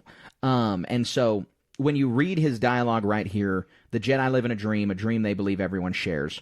And then he talks about attacking a Jedi, you're going to fail. Well, yeah, she killed a Jedi with steel, but the goal is not to kill an individual Jedi. He wants to kill the dream. That's why the final line is an Acolyte kills the dream. And so the imposition here is that you kill a Jedi, the Order survives. The idea of the Jedi still survive. What you have to do is figure out a way to snuff out the Order. And that comes from this whole point of the show in setting up Palpatine's, rise. And so whatever's happening here precipitates Palpatine's rise in a meaningful way. It's going to roll that ball down the hill. Right. And so that is the killing the Jedi is meaning the Order, not an individual. Because may have an individual vendetta. This guy does not. This guy obviously has a larger vendetta and a larger problem. Yeah. Okay, yeah. Good points. All right, so the second episode now is titled Revenge/Justice. And so now that I've read two of the titles, I think that we're seeing that they're kind of trending towards the two perspectives from the two twins per episode. The dark and the light perspective. The first word's the dark perspective, the second word's the light perspective. And it's all about, where you're standing. That was said a lot in the interviews leading up to this show, that, we're going to turn the trope of the Darksiders being the bad guys on its head or whatever. Right. And that's acceptable if they come from the direction of perspectives. If they say, well, bad guys don't think of themselves as bad guys. And yeah, that's most of the time true. Especially for this May character who may be hoodwinked. Now, a Sith Lord like Palpatine, he knows he's a bad guy. He's just out for himself. But that's, he's just a narcissist, basically. If you can really, really, really boil it down. And so, even from his perspective, if you're a narcissist, being out for yourself only 100% also doesn't make you a bad guy. And so, that's an acceptable track to take. But just explicitly saying, the Sith are good and the Jedi are bad is not a track to take. Right. And we can get into that more later. But I just want to say that the titles seem to be trending in that perspectives direction, specifically May and Osha's perspectives. Yeah, good points. So this episode opens on a planet called Olega at a local Jedi temple, which is awesome. Super cool to see Jedi temples other places. That's one of my favorite aspects of the Old Order is like all the outposts and the Jedi stationed around the galaxy. And so I was thrilled to see this. First time on screen we've seen anything like that. Yeah, I was thinking the exact same thing. Super pumped that this is happening. And I hope we get to see a lot more, I bet, too. Yeah. So there's a kid who runs up to the door of the Jedi Temple and is greeted by a friendly version of Jabba the Hutt's garage door eye. I want one of these things. Yeah, it's a great little security guard. And so he tells the kid to leave, and the kid looks back at May, who gives her a nod, and a signal that they're in cahoots. And so the kid distracts the droid while May throws some kind of device on top of its head that shuts it down. And so it, retracts into the door opens, and May sneaks into the temple after paying the kid off. And so she approaches a meditating Jedi floating in midair. Very cool looking. Looks super cool. Yeah, apparently this guy was Joffrey whatever-a-thon from Game of Thrones. I didn't watch Game of Thrones, so I don't know anything about him. Jeffrey Baratheon. Joffrey, yeah. So he was that guy. But this guy's name is Master Torben. And he's pretty powerful. I mean, he's floating in midair, which is not something we've seen. I mean, we've seen it in comics and stuff. Not something we've seen on screen either. Right, very cool. And she gives him the same greeting she gave Indara, attack me with all your strength. But he does not react whatsoever. Doesn't open his eyes, doesn't do anything. May keeps trying to strike him, and without opening his eyes, all of her advances are stopped. And it seems very cool. It seems like he's really, really powerful and able to stop her with the Force. We learn later that is not the case. But at this outset, he just seems to be this uber powerful, like crazy Jedi Master. Literally. Yeah. So she keeps trying, keeps failing, and other Jedi discover a break-in, and so they rush into Master Torben's room, but she makes herself scarce just in time by hopping out of the skylight. And Torben still sits there and does nothing. He's still just completely meditating, silent. Then, cut to the Jedi craft on Karlak, and Jackie struggling with some piece of technology, and Osha gives her advice on how to fix it. Just, building a little bit of a bond between the two characters. Power it on, power it off, you're good to go. Yeah, exactly. That's exactly it. And then we have Yord and Sol get into a disagreement over restraining Osha, where they're just, Yord is like, you should put her in cuffs, yada yada, and Sol's like, she didn't do it. And Yord is just not accepting this. And then finally, Sol says that Yord is letting his fear get the best of him, or his fear is dictating his decisions. And Yord is, like, horrified to hear this. And again, Yord seems like a real perfectionist kind of Jedi. And so he can't take criticism well. That's been evidenced many times already. And he just, again, a lot of his faults are going to boil down to pride and arrogance. And he's just, I think, this is, again, just speculation, but supposed to be indicative of some of the flaws of the Jedi Order of this time, of the Jedi being too full of themselves and thinking themselves too great. So I agree with you. Some points I want to make. I got to this point with Yord, and for Star Trek fans, he sounds a lot like Worf. He's always coming with an idea, and the captain's there swatting him down every time. And so it's a plot device in a sense. You got somebody like Worf's first option is to shoot somebody. Right. We're going to stab him, and then we'll sort the stuff out later, right? And so that's not Yord what wants to do, but he's, like you said, he's being this hyper cautious, right? This person still has a questionable. We don't know what her pursuits are yet. I mean, he thinks that she is a murderer. Yes, right? Yeah, he still does. He doesn't believe Sol. And Yor obviously knows of her less than stellar, like she left the Order. So he has some bias toward her against that. And I think characterizing it as fear is what's motivating Yord here is fine, but I just kind of wanted to point out here, and it carries on. What I was thinking when I was watching these scenes take place is it's a character who is just a foil to these guys, and like in a lot of cases he's right. I mean, obviously not in this specific scene with, but Aka. Rationally he's right. He hyper rational in a sense, and it's interesting to see this unfold on the screen. But so the issue here for Yord is that, one, this Jedi Master is his commanding officer who's telling him this. And so, Sol has this emotional and literal spiritual connection with May because they're Master Padawan. They're closer than other people would be. And so, you have to, as a Jedi, kind of balance your peacekeeping and rational sense with the senses that we as people, where the Force doesn't actually exist, can understand what their senses are like when they are experiencing other people. And so it's like, how much do you trust this Jedi Master to have a good sense of this person and their morality, which we know Jedi can do that, versus your own training and instincts and what the code says or what the precepts of the Order say.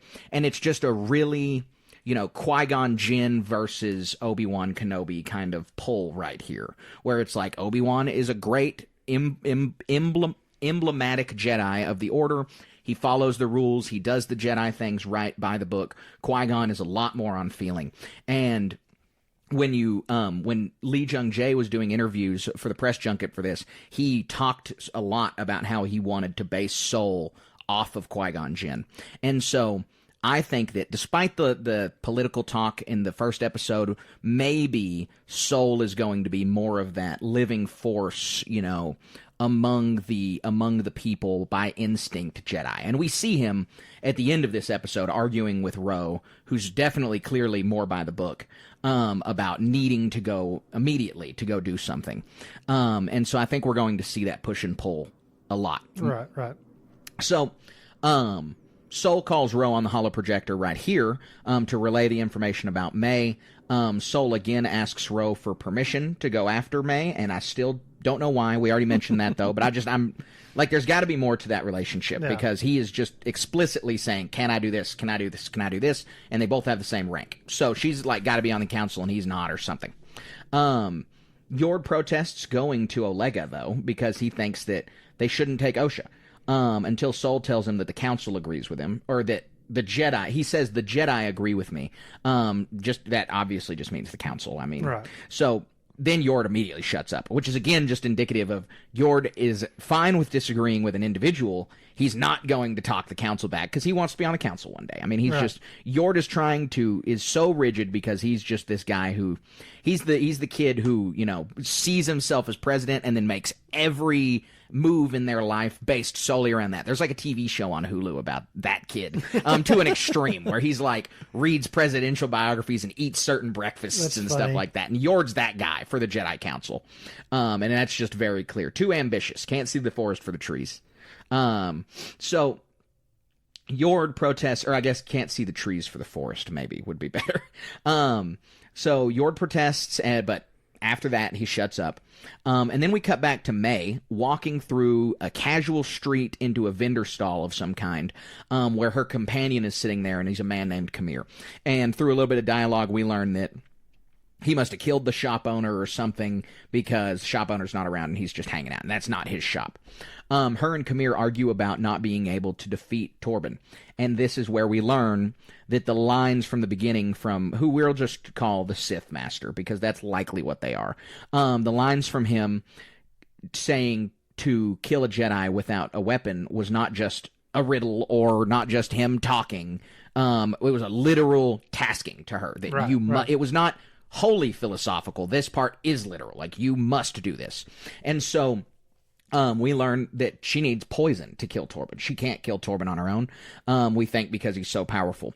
And so she has a list of Jedi to kill. She says, I've got 2 more to go after this Torben guy. So she's supposed to kill 4. And we learn one of which is a Wookiee, which we saw the Wookiee in the trailers, Kelnaka, and that the lines at the end of the show were a charge for her to do these things. And so this is all, again, the character at the end of the first episode, the Sith Lord, he's got a broader goal and plan. For May, this is all much more personal. She is a tool being used by this guy. So here, the Kamir guy gives his little speech about the Jedi and galactic dominance that was in the trailer. Peace is a lie. He then says the word peace, and May cuts him off and says, "Is a lie. I know." That is straight from the Sith Code. Yeah, that is lifted from it, which is cool. That was awesome that they put that in there. I perked up when they said that. Very cool. Yeah, it was really, really neat. And then, as May's leaving, she threatens Kamir by saying, it wouldn't bode well for either of us if you told him about this. Him being her master. And kind of assumedly Kamir's master. Like, at some points they call him the master or master. They don't say our master, but, it's just kind of, it's a little murky. Yeah, and you got to go back to the books and read it all in the Bane books, but these guys are all buttheads to each other. Yes. They're not going to tell each other what they're doing. It's just like, we're going to give you a task, you do it or you don't. Kind of doesn't matter in a sense. And that whole peace is a lie thing. I was thinking this as it occurred. Well, let's get into this later on. Because there's another scene with Kamir, and I'll elaborate then. Okay, sounds good. So we then cut back to the Jedi and Osha. They're on the ship. Sol and Osha are having a little bit of a moment, kind of talking about their past. Sol asks her what her new tattoo is, And it's not weird dialogue insofar as, like, it feels that out of place, but you're kind of like, why did he ask this? And I really think that the reason is to kill fan theories about the tattoo. I really think it's just to say that this tattoo on this arm is just some kind of visual choice that they made. Maybe so later we're able to distinguish between Osha and May if maybe they're wearing the same outfit or something for viewers, drawing attention to the tattoo, but also probably killing fan theories. Instead of Chekhov's gun, Chekhov's tattoo. Exactly. They wanted to get it out of the way and be like, the tattoo doesn't mean anything. The tattoo is just a tattoo. And then Sol, tells her that he feels guilty for not being able to save Osha and May both.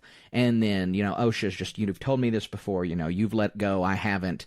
Just kind of some dialogue about how Osha could not maintain in the Jedi Order. I'm sitting here thirsting for dialogue here. Not that they should have done it. This is like, we can't reveal all the cards, right, from the writers. The question needs to be asked, from May to Saul or Saul to, from Saul to Asha or Asha vice versa. How do you think May lived? Obviously that's going to be revealed later. And again, I don't want them to here, but I'm like, ask it. Come on. You need to ask this question. You're thinking it. Right. I'm thinking it. Right. Well, and they say at some point, Sol is like pretty explicit. He's like, that girl is dead. And then later he's like, she very clearly isn't dead, but they have no understanding of how she could have survived, and so that's really you got to wonder. I really hope that at some point we're just going to get a flashback to the whole thing happening. Well, we are. Indar's in a flashback from the trailers. Okay, so cool.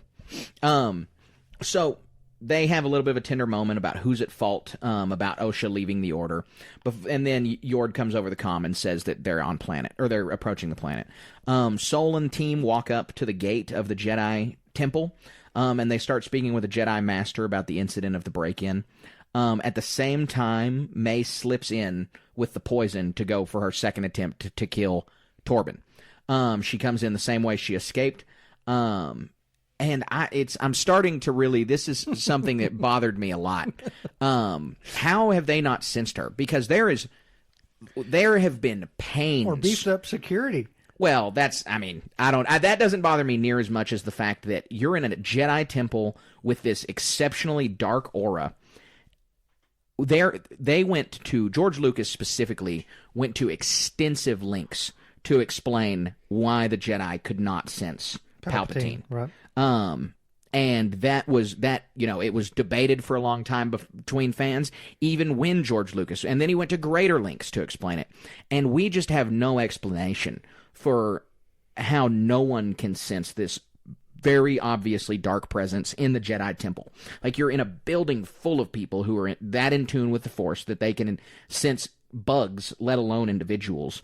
And so it's just, I don't know. That part really was strange to me. And I want there to be an explanation, and I hope that one is forthcoming later, that this is why they couldn't censor. And if there's an explanation, that's going to be fine.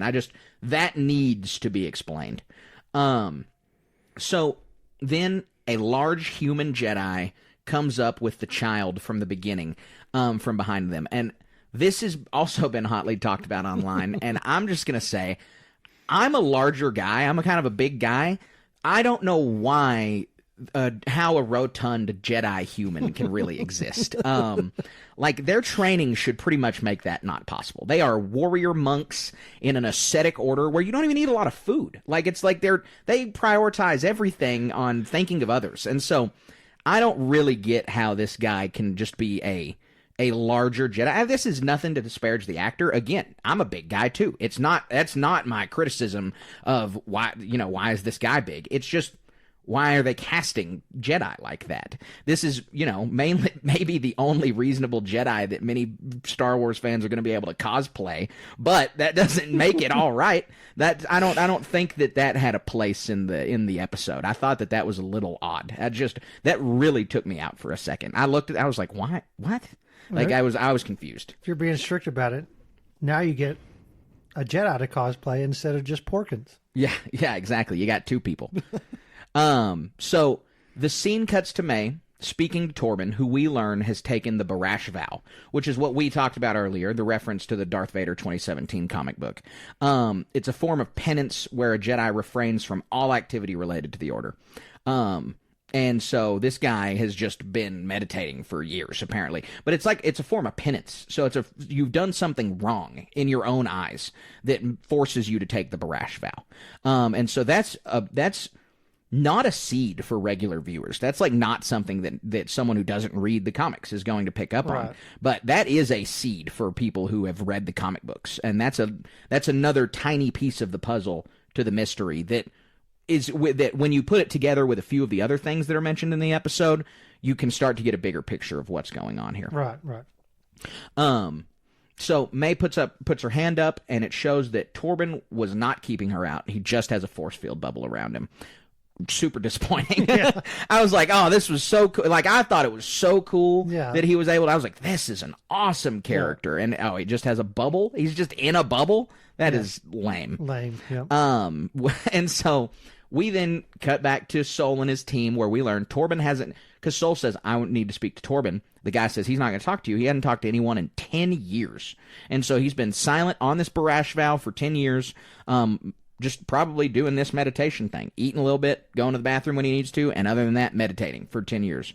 But Sol says he will talk to me. Like, the Sol is confident that he's going to talk to him because they're old friends, which is, again, just showing us a little bit more something's going on here between the specific 4 Jedi that May is after. Right. Because Sol and Indara had a connection, now Sol and this guy have a connection, and that connection's expanded upon further later in the episode. So May then tells him, confess his crime to the Jedi Council or take the poison. She's speaking to Torben. This causes Torben to open his eyes and descend to the floor. And he's got one weird cat eye. Like, he's totally not human, not robotic eye. Like, he has a human eye and then a totally different eye. I thought it was just scarred from the face. Oh, no. Look at the eye. It's like a different color, and it has like a cat eye slit on it. Like, it doesn't have the same pupil as a human eye. It was weird. It was definitely, it was like a, what's that, the Uncanny Valley effect? Like, I was like, that's weird looking.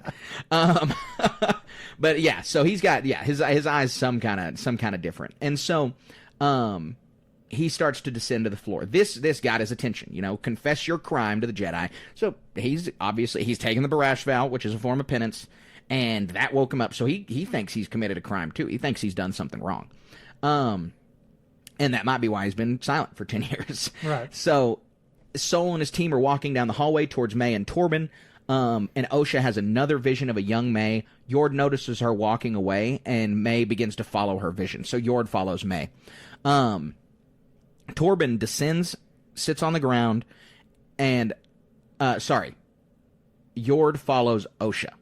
It's very easy to get confused. Yeah, with how quickly the scenes flip through each other, it's easy to get the names messed up. I'm just glad they didn't go with, like, May and me or something like that. Like, they didn't do the rhyming thing because that would have been way too hard.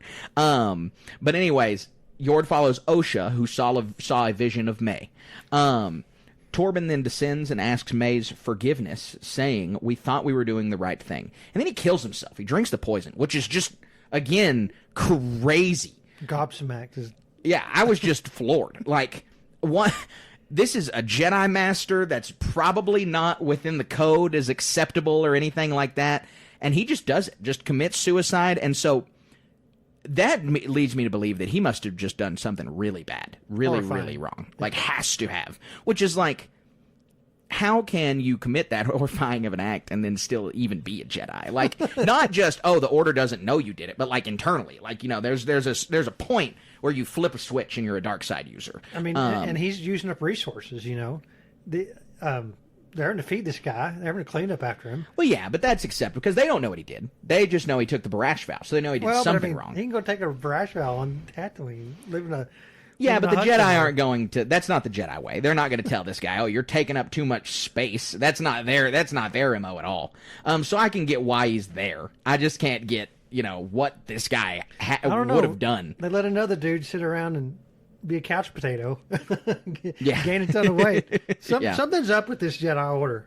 Yeah, there is. There's flaws with the Jedi Order here, but also I don't know if the interpretation of the Jedi Order has been the same has been as consistent as we've seen across other media so far. So Osha gets to Torben first and finds the vial of poison on the ground. May is nowhere to be found. He's dead on the ground. she took some kind of shortcut is how she got there. Why didn't everyone take the shortcut? You're in the Jedi Temple where the guy leading you is from here. He knows where he's going, so that would really confuse me. Like, if that was the faster way, why did they go the long way? That was confusing. Anyways, she's down by the body, just very obvious, like, for like a minute, and it's just, as a viewer, you know, oh, they're going to walk in, and she's going to be incriminated. They're going to walk in, and she's going to be incriminated. And so she does. They walk in. She's told to step away from the body. This all looks very suspicious. There's a line from Jecki, or like, now would be a good time to explain yourself. Another Marvel line. Did not like that. Did not think that was very good. But Yord comes from behind her and reassures everyone she didn't do it because he had eyes on her the whole time. So good for Yord. Good little bit of detective work there. You know, he is not a wholly flawed character. Like, he's got flaws, but he's not supposed to be a bad guy, and he's not supposed to be somebody we hate. He's just supposed to be somebody that's like, you know, he's ambitious, he's got problems, he's got obvious issues he needs to work on, but he's still a Jedi. He's still a good guy. And so he comes in, absolves her. This should also definitely make it clear to Yord she's not the killer, and clear to everybody else. We learned that the poison used is from May and Osha's home planet specifically, and as they're discussing this on a balcony near the nearest apothecary, and Kamir walks by as they're discussing this, and they're none the wiser until the large Jedi guy identifies Kamir. They also didn't name him, so we just have to refer to him as the large Jedi. The large Jedi identifies Kamir as not being the regular apothecary. He's like, that's not the normal one here, and so Yord comes up with a plan where he's like, all right, we're just going to go confront the guy, which is pretty straightforward. It was going to work. I understand Jecki's plan was also going to work. I think Yord's was also going to work and would have maybe been easier. If you can just casually walk up to somebody, mind trick them, and then they spill their guts. That's what we've seen. Right. And I would almost once, and once for sure. I'd guess that this guy, they have no reason to think that wouldn't work on, and they could use it. I bet this guy that wouldn't work on. I bet that he's been trained against it, but they would have no idea. They have no idea. So they should still accept that as gonna work. I just think that if that happened, it wouldn't work. Yep. But so they then take Jecki's plan. Jecki steps in, gives a plan where they use Osha as a decoy May to get Kamir to confess. And they do end up getting more out of it than they bargained for, which is a good thing. So the plan ended up being worth it more, but they didn't know that going into it. But they go with Jecki's plan. So May dons a cloak. She enters the apothecary to speak with Kamir. And there's just this real awkward convo of, hi, hello. And that was super awkward. It was funny. It was cringy, but it was cringing funny. The whole time. But that's the point, right? That's what they're trying to make you cringe right there. Because it's like, well, because she doesn't want to give up the game.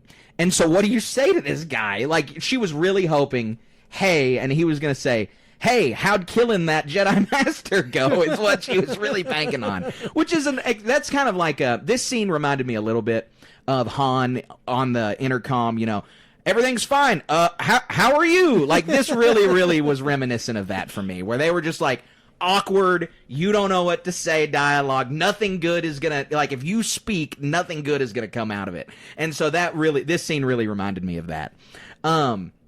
So they go back and forth with a little bit of the awkward convo, and then Kamir did the poison work. He finally takes the bait and says that Jecki jumps on it. It's like, let's go, let's do this. And then, Sol slows her down and says, we can get more out of this. Kamir mentions a mysterious hymn, all of which the Jedi hear, and then that's when they bust in on him.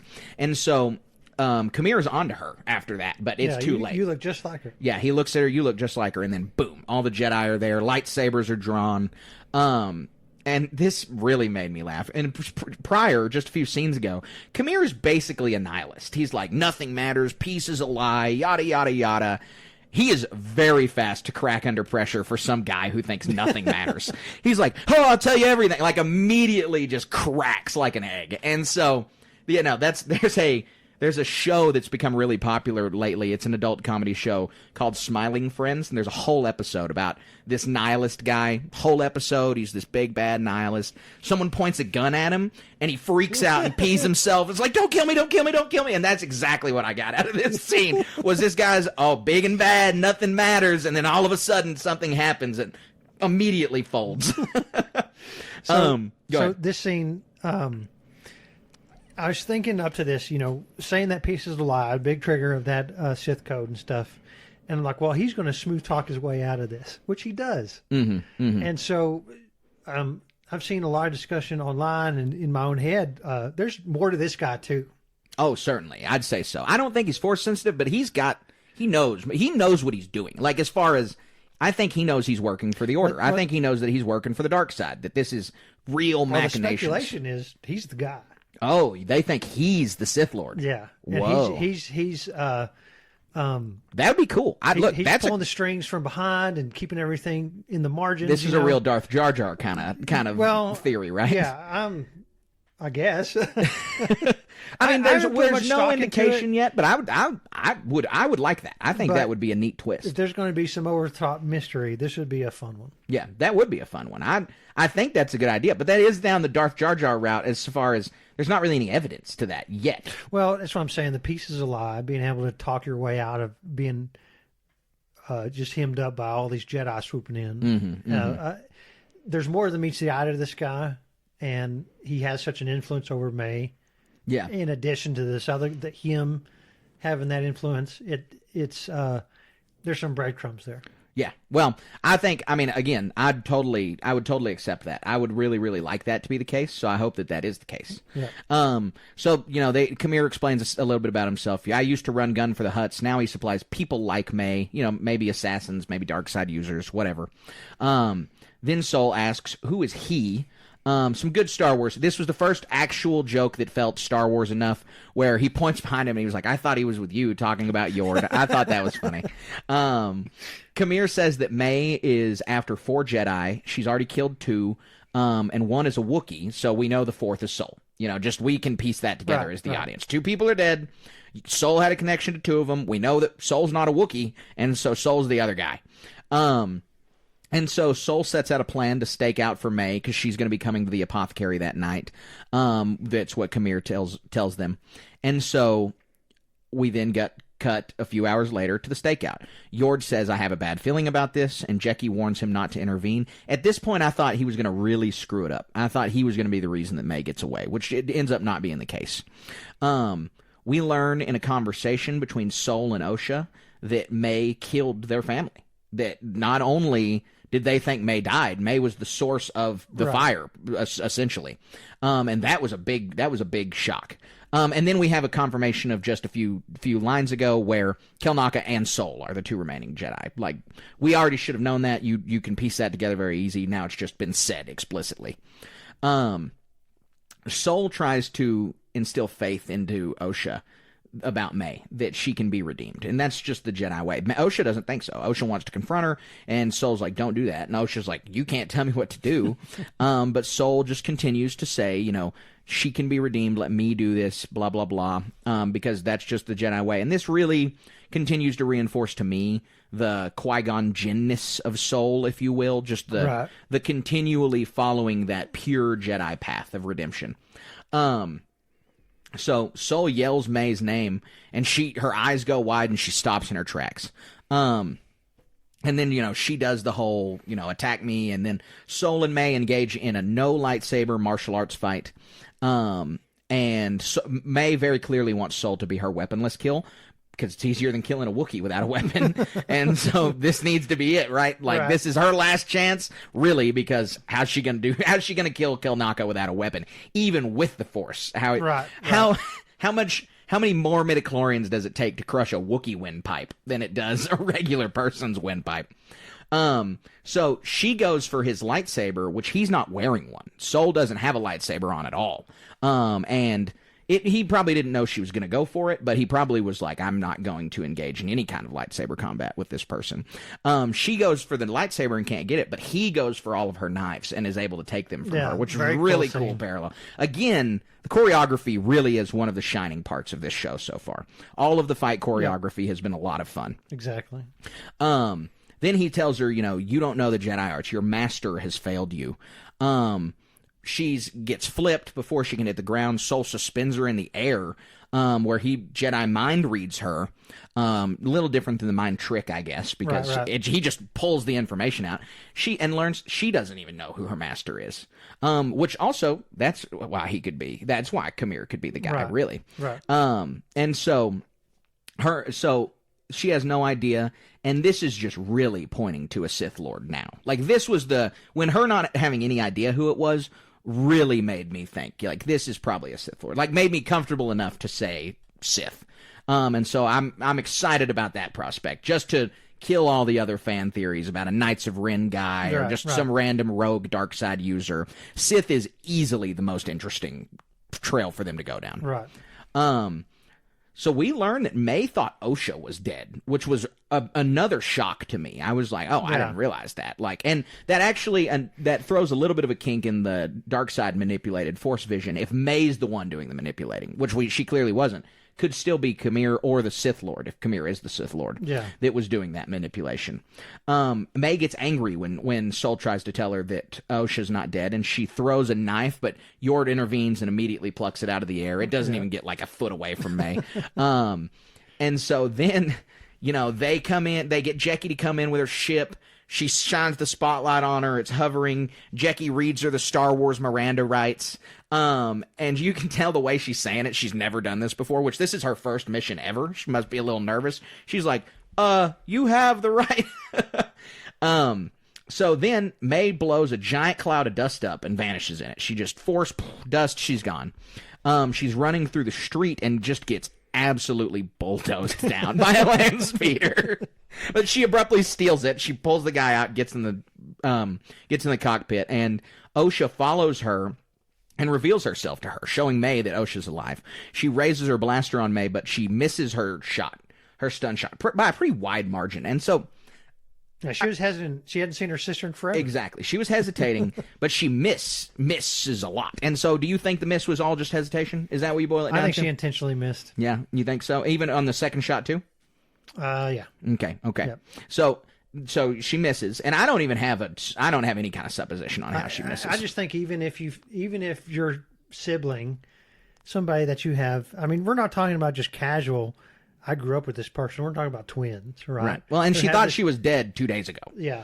And then you see her in the flesh. I would assume that it's beyond the pale to harm that person. Yeah, but she was using stun blasts. I mean, it's not beyond the pale to bring her in and then be able to talk with her and kind of understand what's going on. More to it. In Osha's mind, it's so hard to get these characters' names right in my head when I'm wanting to talk about both of them.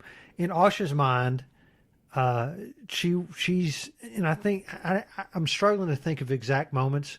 She's wanting to solve this problem herself. She feels like when she asks Sol, "Let me go after her." Yeah, she's whatever happened on what's the planet Brendok, right? Mm-hmm. Whatever happened there's going to be some sort of shared responsibility there. Yeah, they've blanked out some of their memory of what's going on here. There's obviously a discrepancy in everybody's memory because May's still alive. There's some sort of atrocity that took place that we can infer at this point, and all of these are variables or pieces of an equation here where Osha wants to reconcile this on her own without having to harm her sister. I think that there's a lot going for that theory, and I just kind of developed a little bit to build on that just now. So if this starts to not make any sense, then you can let me know. But I think that building on the rhyme from the vision from the previous episode, you and me, yada yada, when we are one but born two, that there's something that both of these characters are really predestined for, something these characters both have, that whether this is through the work of the Force or specifically the work of the dark side or whatever, that maybe even makes them incapable of harming each other, that makes it like physically impossible. And that would kind of support the dyad theory a little bit. Subconscious. Yeah, exactly. Yeah, I mean, I don't know if because she's hesitant to pull the trigger, but then she does make the decision to pull the trigger and wide misses twice with a stun blast. And so that leads me to believe it's not long range. Yeah. Yeah, exactly. So it doesn't feel like it's it does feel it must either be intentional or subconsciously intentional. Like it's not. It just doesn't feel that there was a mistake. She wasn't a bad enough shot to miss like that, you know? Mm-hmm. And if it's a stun blast, it makes you wonder why even intentionally miss. You're not going to kill her. And we haven't really gotten any of the old EU. There's too many stun blasts scrambles your brain. So it's like there's basically no danger. And so that was the part that made me think that there could be something under the surface there. So May escapes.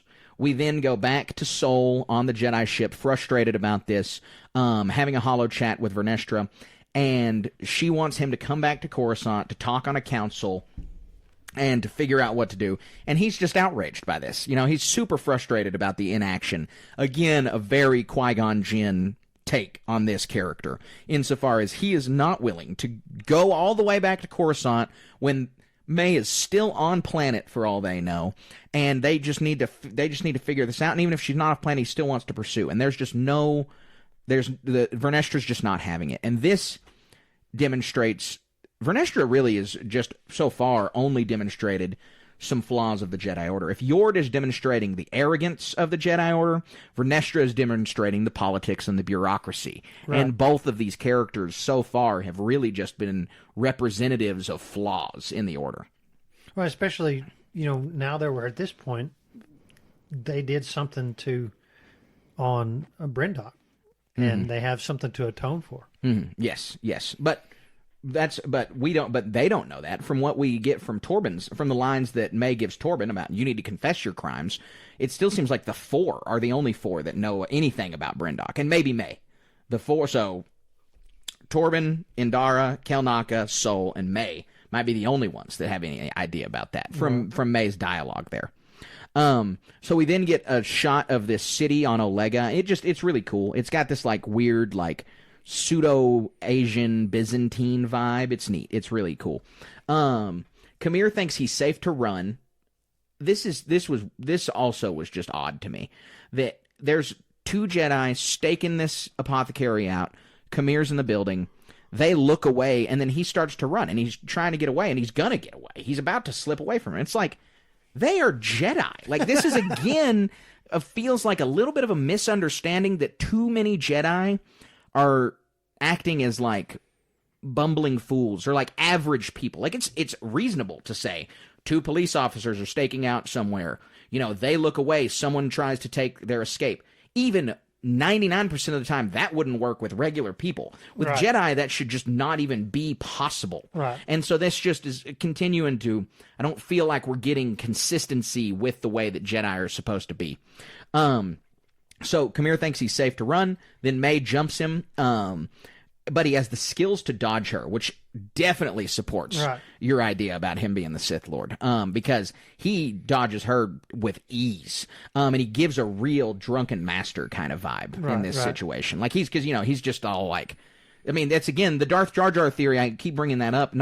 It itself is ridiculous, but when you take individual parts where it's like he's pretending to be a fool and yada yada, it like that is a fine thing to say. And so Kamir could actually be embodying that idea. Right. And then Kamir reveals he knows where Kelnaka is. He's on Kofar, planet we haven't heard of yet. And then we get to cut to the jungle planet of Kofar. And it's a cool jungle planet. Very it cool looks planet like it looks like Mount Fuji kind of in Japan. And so there's two scavengers walking through the forest towards a crashed ship. They're looking for hyperdrive parts. And then Kelnaka comes out of nowhere, roars at him with the big old Wookiee roar, and scares him off. And then he saunters into this ship, and then the roll credits. And that's the end of those first two episodes. What a trip. Yeah. No, it was. I mean, it had some highs, it had some lows. Again, this is, if I had to give these episodes together a rating, I think I'd probably give it like a 7. Because there are some problems, I think, with the interpretation of the Jedi Order. Maybe a 6.5. Because there are some interpretation problems, I think, with the Jedi Order. We're not hitting a consistent note with other interpretations of the way the Order works. And so, if they can bring it around, we can get that justified. But those are some of my big issues. But, like, the choreography has been compelling. I'm invested in the mystery. I'm invested in the story. And so, there's definitely some highlights. But I'm really hoping to see us get on the track with, and I understand that the Jedi Order is meant to be flawed here. it just feels more flawed than the prequels, and that's the big problem, right? Is that if you're more flawed than the prequels, it's not a steady decline. It's a decline into a little bit of a peak. Yeah. Gosh, it's so hard to... It's really easy to fall into some biases of... it's hard to articulate even. My mind is just churning. I think that one of the fruits of this discussion, like the prison escape scene in the first episode, how Marvel-esque and jokey that felt, right? And then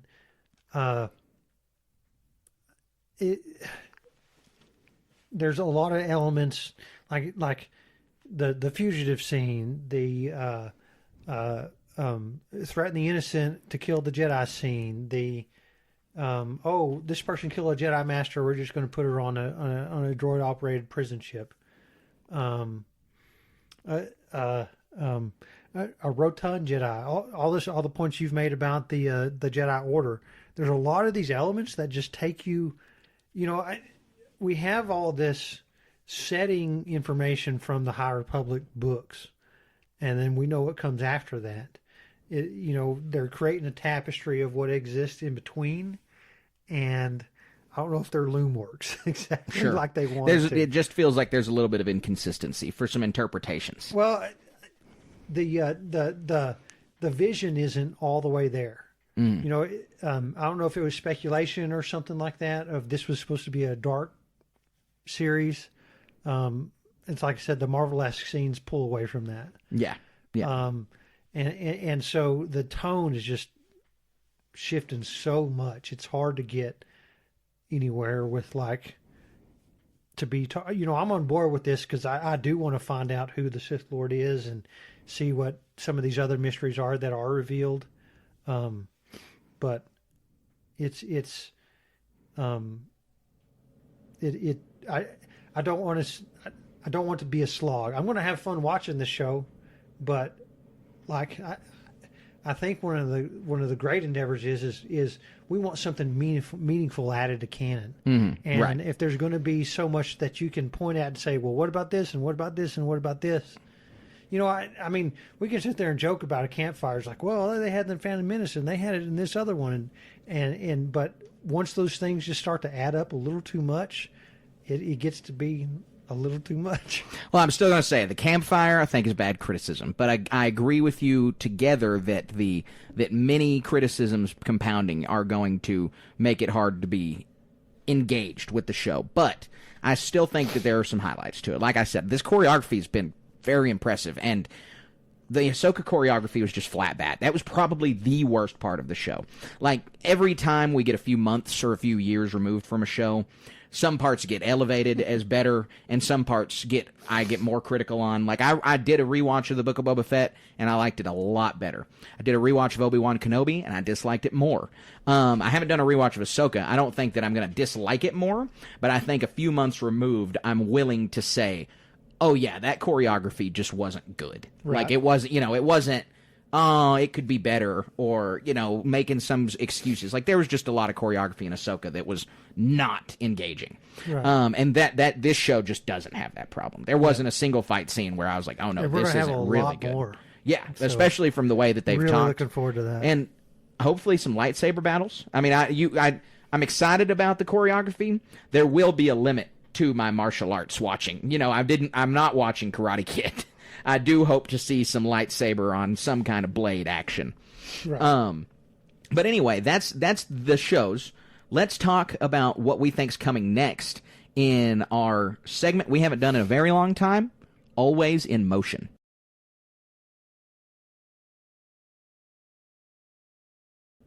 So true, Master Yoda. All right, Colin, so as this section works for our new listeners, we are going to talk about some speculations for the next episode and a little bit of a speculation overall for the show. We don't really have a whole lot of breadcrumbs for where the whole show's going to go, but we're just going to... Difficult to see. Always in motion is the future. So we're throwing ideas at the wall. We have no inside knowledge, no indication if this is going to be right or wrong, but this is what we think may happen in the next episode. So, Colin, what are you thinking? Gosh, well, in the next episode or the next whole series? Both. Well, okay. So we're going to go find what's the Wookiee's name? Kelnaka. Kelnaka. Obviously, that's where we're going next, right? And May still has to kill a Jedi without the use of a weapon, and so the Sith way to do this is trickery. And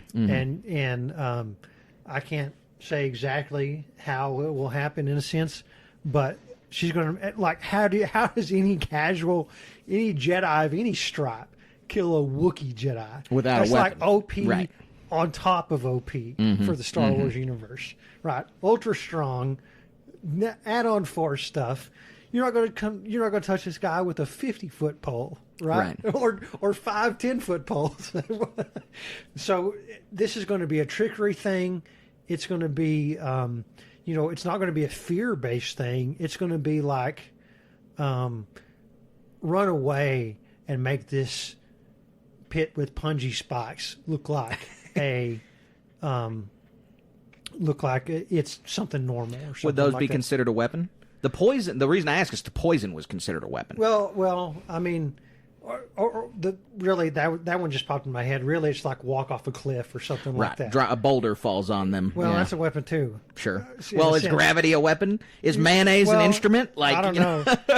So, but yeah, it's these are the writers of the show. They're going to come up with something, but my speculation is going to be trickery somehow. No, I think so. Trick Yeah. the Wookiee Jedi to walk off a cliff, and gravity is we're going to just hand wave that away as a weapon, right? Sure. Because it's not overt. You can't pick up gravity and throw it at somebody, Right. Unless you're like Thanos or something like that, right?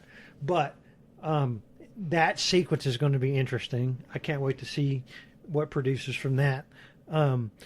Kamir, I think that is a stretch. I think that's kind of like too obvious as I was the evil guy all along. Sure, that's a little bit of a trope, but it's. I mean, again, we've seen some evidence. You convinced me on this. Yeah. Don't backtrack now. I'm kind of embracing it.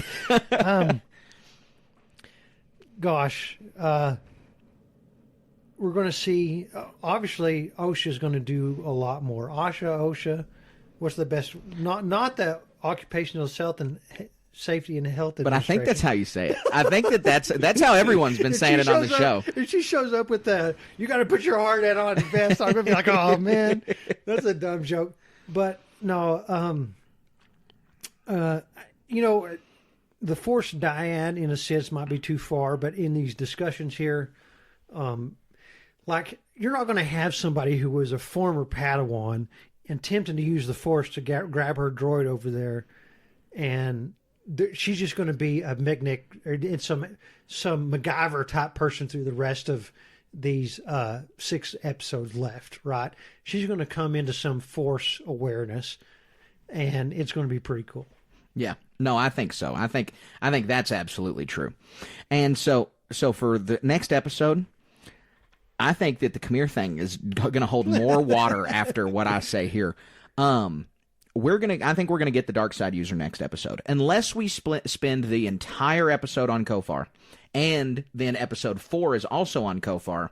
The jungle planet where that lightsaber is ignited and where all those Jedi get blown back with the big powerful wind or whatever is on a jungle planet that looks a lot like Kofar. Yeah. And so he's going to show up. And so unless May and Kamir call some guy for backup, Kamir's the guy, right? Because he's going to be on that planet. And so I think that might happen. I think that we might get a red lightsaber against a Jedi-colored lightsaber conflict way faster than we anticipated. So I hope that comes to pass. That sounds so fun. I mean, we know something like that's going to happen. Eventually, but by episode 3 would be awesome. Yeah. What I would be sad to see is, our speculation is a lot of these Jedi have to die. Yord and some of these other ones, I kind of like them. Sure. For whatever criticisms there are. And I don't want them all to die. Right. I'm going to be kind of sad. It's been a bloody show so far. It's been a Jedi an episode. I don't care about Torben. I don't care about And I cared more about Andara from his Carrie-Anne Moss. In a sense, I feel like I was bait and switched. Like, yeah, Carrie-Anne Moss is in this. Cool. I can't wait to see what she does. And we get her in for the first 5 minutes and then a flashback scene. Mm-hmm. That's kind of bait and switch there. But I don't care about Kelnaka that much. He's cool as a Wookiee Jedi, but yeah, but there's some people out there yeah. just by virtue of him being an adult Wookiee Jedi, he is now their favorite character. Yeah, well, sorry, y'all need to rely on Gunji. You're not getting very far with this dude. No, you're not. He's gonna die. And so for your speculation about killing a Jedi with a weapon, Soul's gonna be there till the end. I mean, he's essentially the main character. Yeah, final fight. Right. And so I think the final fight will be with a lightsaber, so I bet Kelnaka bites the dust, either in episode 3 or 4, and probably without a weapon. I don't know how, and that's the really hard part, right? Is that if poison's a weapon, a boulder's a weapon, gravity might be a weapon. Like, at what point is it not a weapon? So I do think Kelnaka will bite the dust soon, and I think that we'll get a confrontation between Soul with May and a red lightsaber.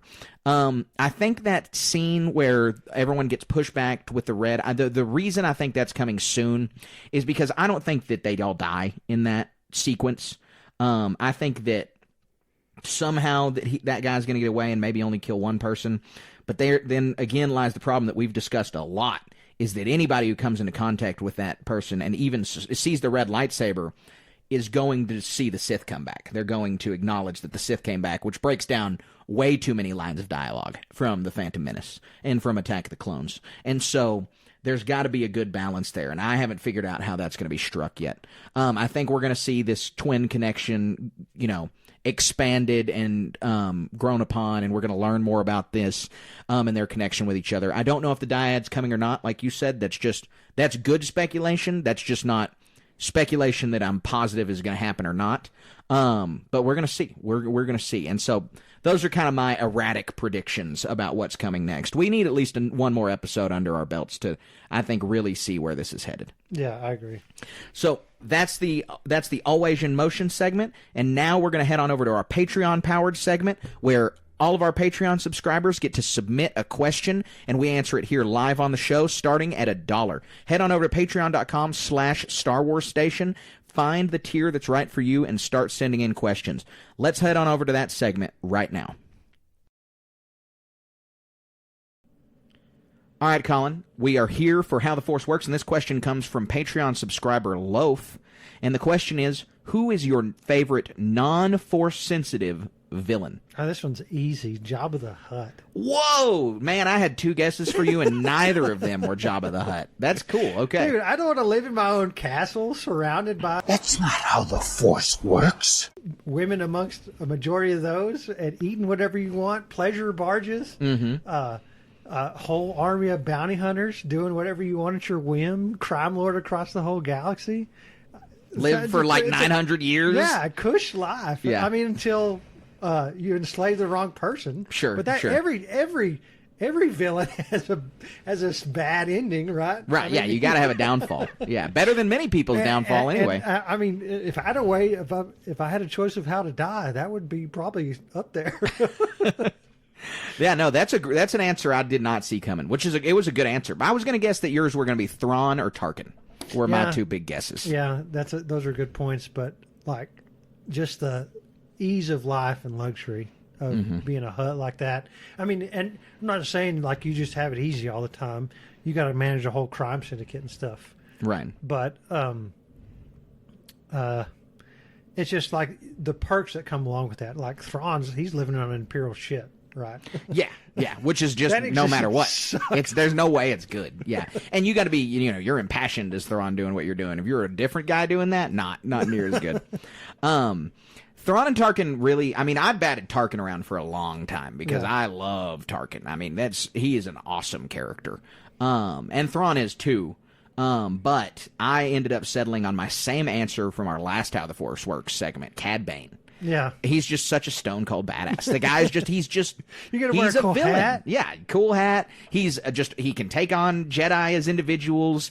He's taken on 2 Jedi at once already. Like, he's just really cool, and he's just a villain. It's I don't dislike the direction they took Boba Fett in from the Book of Boba Fett, but we needed a bounty hunter who's just stone cold villain, and Cad Bane fills that role perfectly. Perfect. Yeah, he looks cool. Everything about it is just cool. Yeah, I agree. So yeah, he's mine. General Grievous is totally another very acceptable answer. He's one that's way up there. Star Wars has never had a problem with non-force sensitive villains. Also, there's always been both there, and they've always been pretty good. Of any stripe, your hardcore military general who gets all kinds of stuff accomplished, and not just one of those. I mean, you could sit there and say Veers or somebody like that, Right.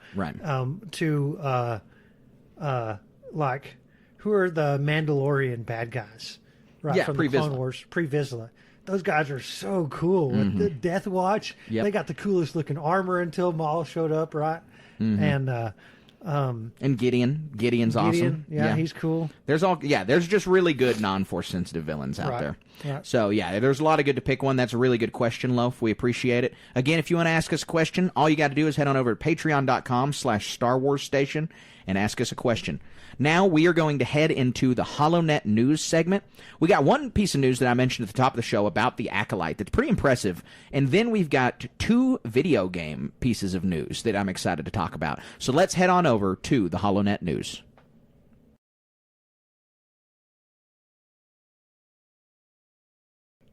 All right, Colin, like I said, we've got 3 news stories, the first of which is that the Acolyte premiere had 11.1 million views over the first 5 days.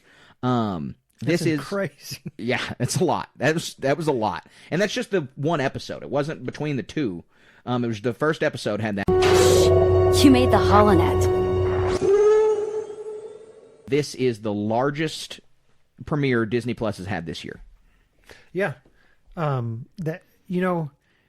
a lot of criticism out there for this show, but it's so easy to get invested in going down a dark path, kind of like Sure. what this show's talking about, Sure. right? And where, as you might think one thing about this show, could be 1 or 2 people who don't. Mm-hmm. And, we have to get to the other end of this, but these numbers are promising.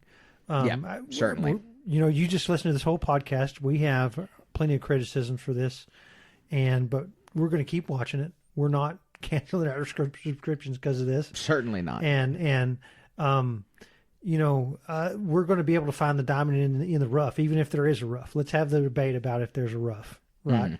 And so people are signing up to watch this. That's a good thing. I don't care what you say. Yeah, I agree. It is a great thing. So that was 3 million short of Ahsoka, but that's pretty impressive given that Ahsoka has been a well-known character for 10 years.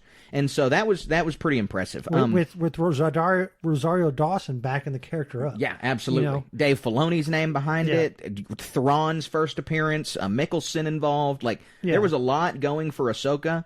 That the Acolyte just frankly doesn't have going for it on promotion-wise, and the Acolyte performing that well is pretty impressive. There's always still an appetite for Star Wars, despite what people say. So our next news story is about video games. It's about the upcoming Star Wars Outlaws video game. Every piece of news about this video game gets me more and more excited. This one is no different. There was a very short trailer revealed at Summer Games Fest, and it had mostly recycled scenes, but there were 2 scenes that had some fan-favorite characters in them that are coming back.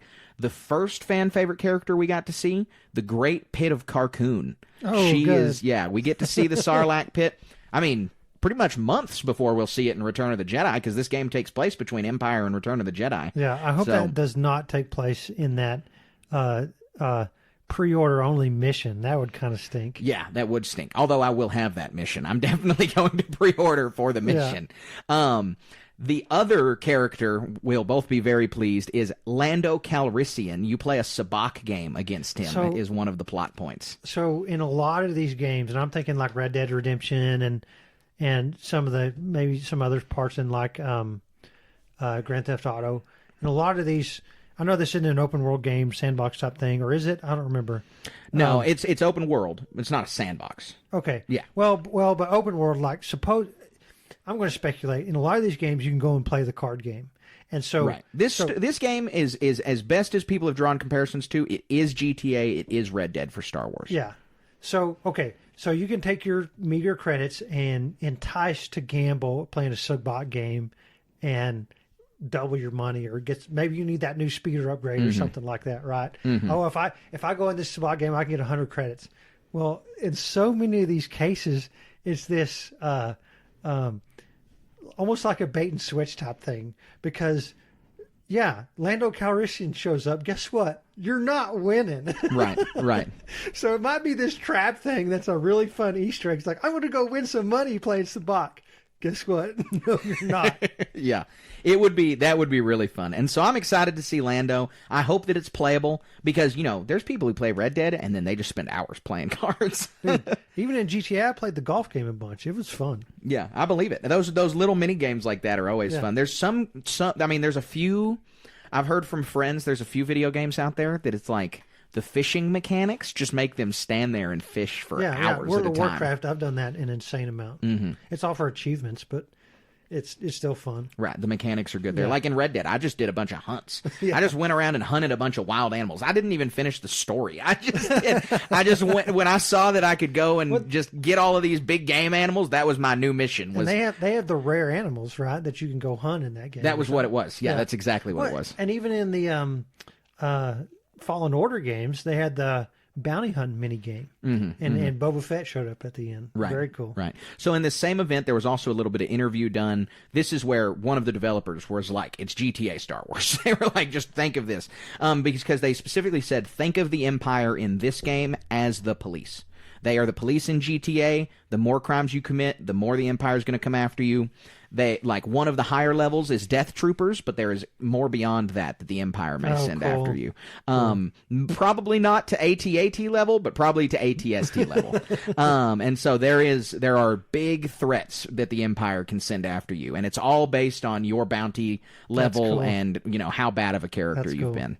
So I think that'll be a really fun. Is just because it seems like there's going to be a lot of different ways to tackle problems. Like, you have to run into this facility and do X. Well, you can run in with your gun and just start shooking everybody. Or that's going to be tough. Otherwise. Exactly. Or you can stealth around. You can do many, many different things. Yeah. I love all that stuff. Metal Gear Solid had all that stuff.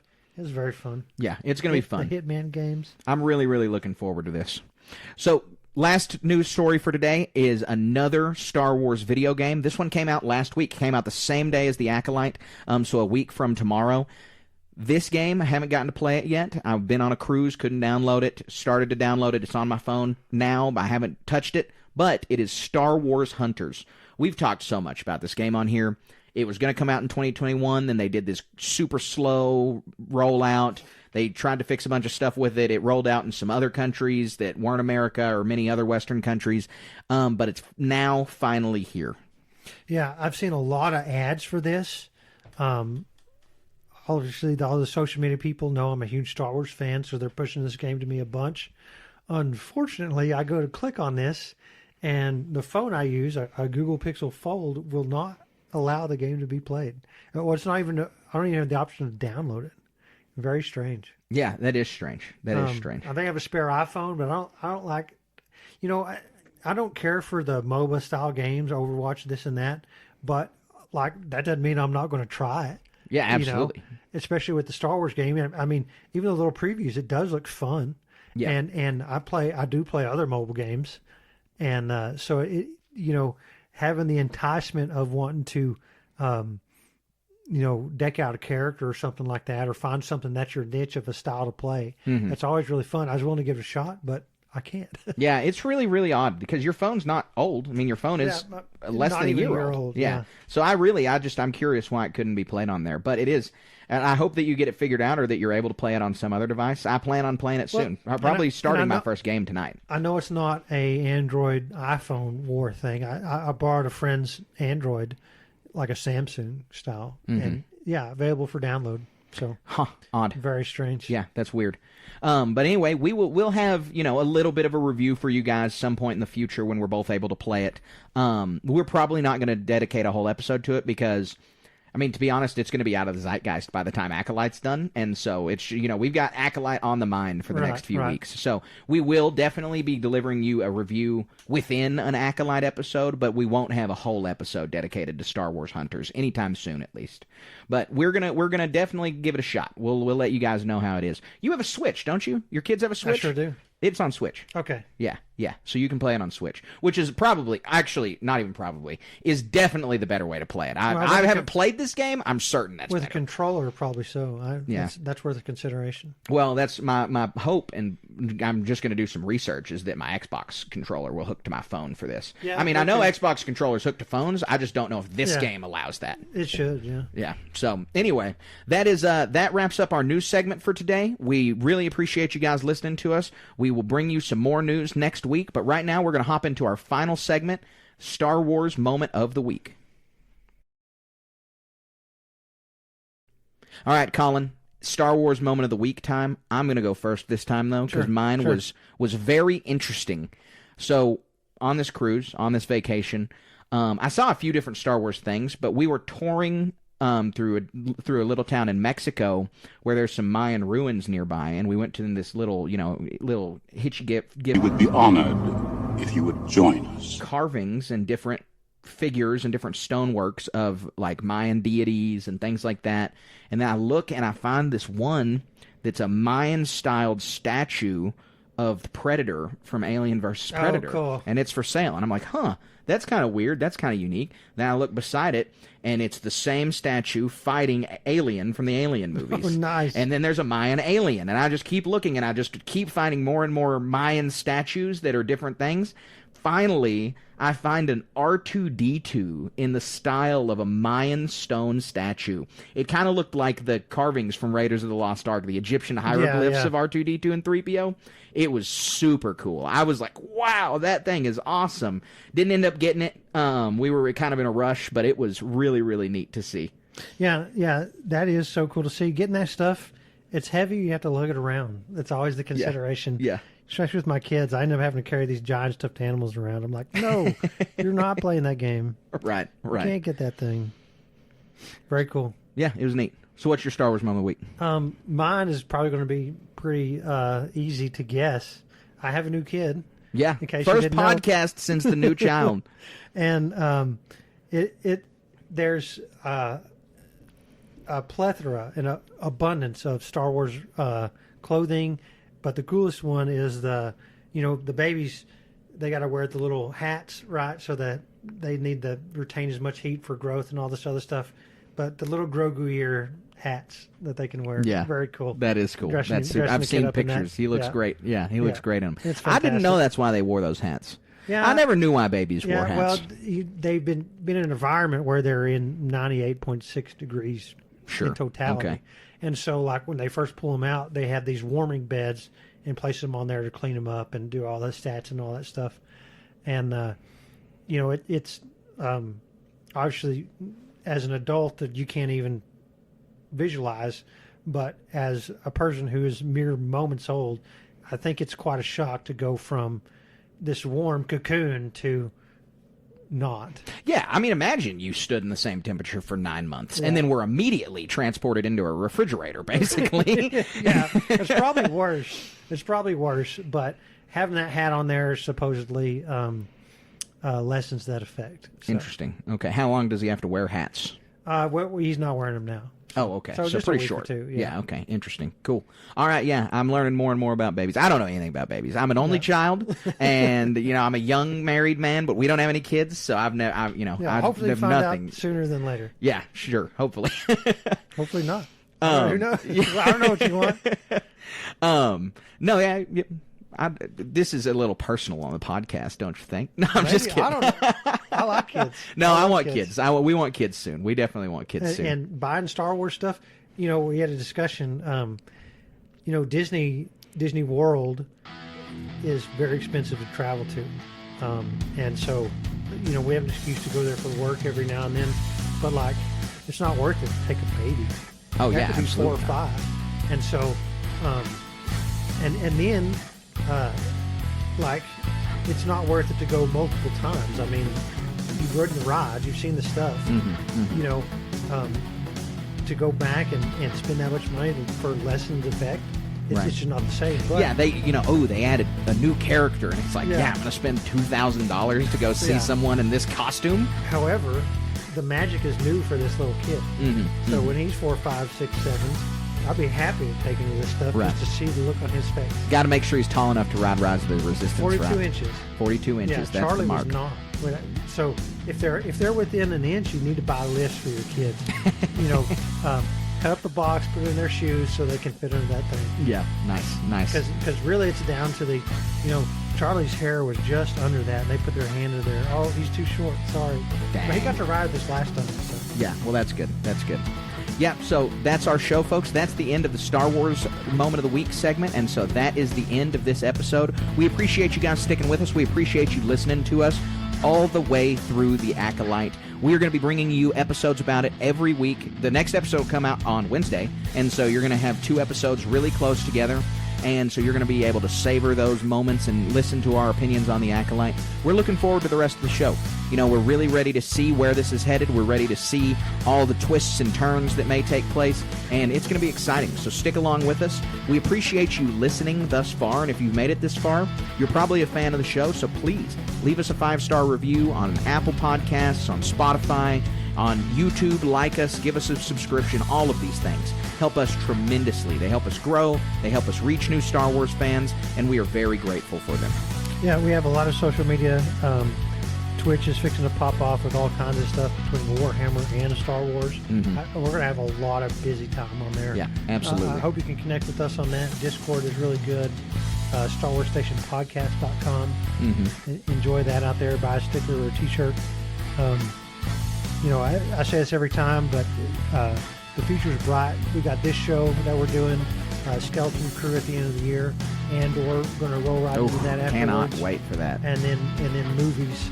Yep, hopefully we got sooner some films than later. soon. Yeah. So I can't wait for y'all to be there with us on those things. Absolutely. If you want to find that Discord and that Twitch, they are in the link of this podcast wherever you're listening to it.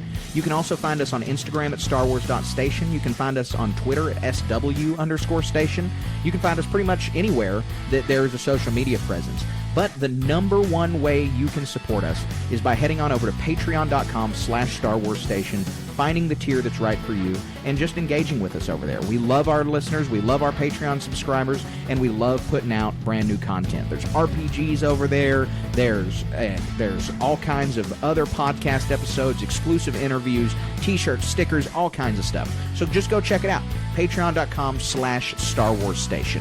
We appreciate you listening, we appreciate you tagging along, and we appreciate most you staying wizard. Our listeners, we love our Patreon subscribers, and we love putting out brand new content. There's RPGs over there, there's all kinds of other podcast episodes, exclusive interviews, t-shirts, stickers, all kinds of stuff. So just go check it out, patreon.com/StarWarsStation.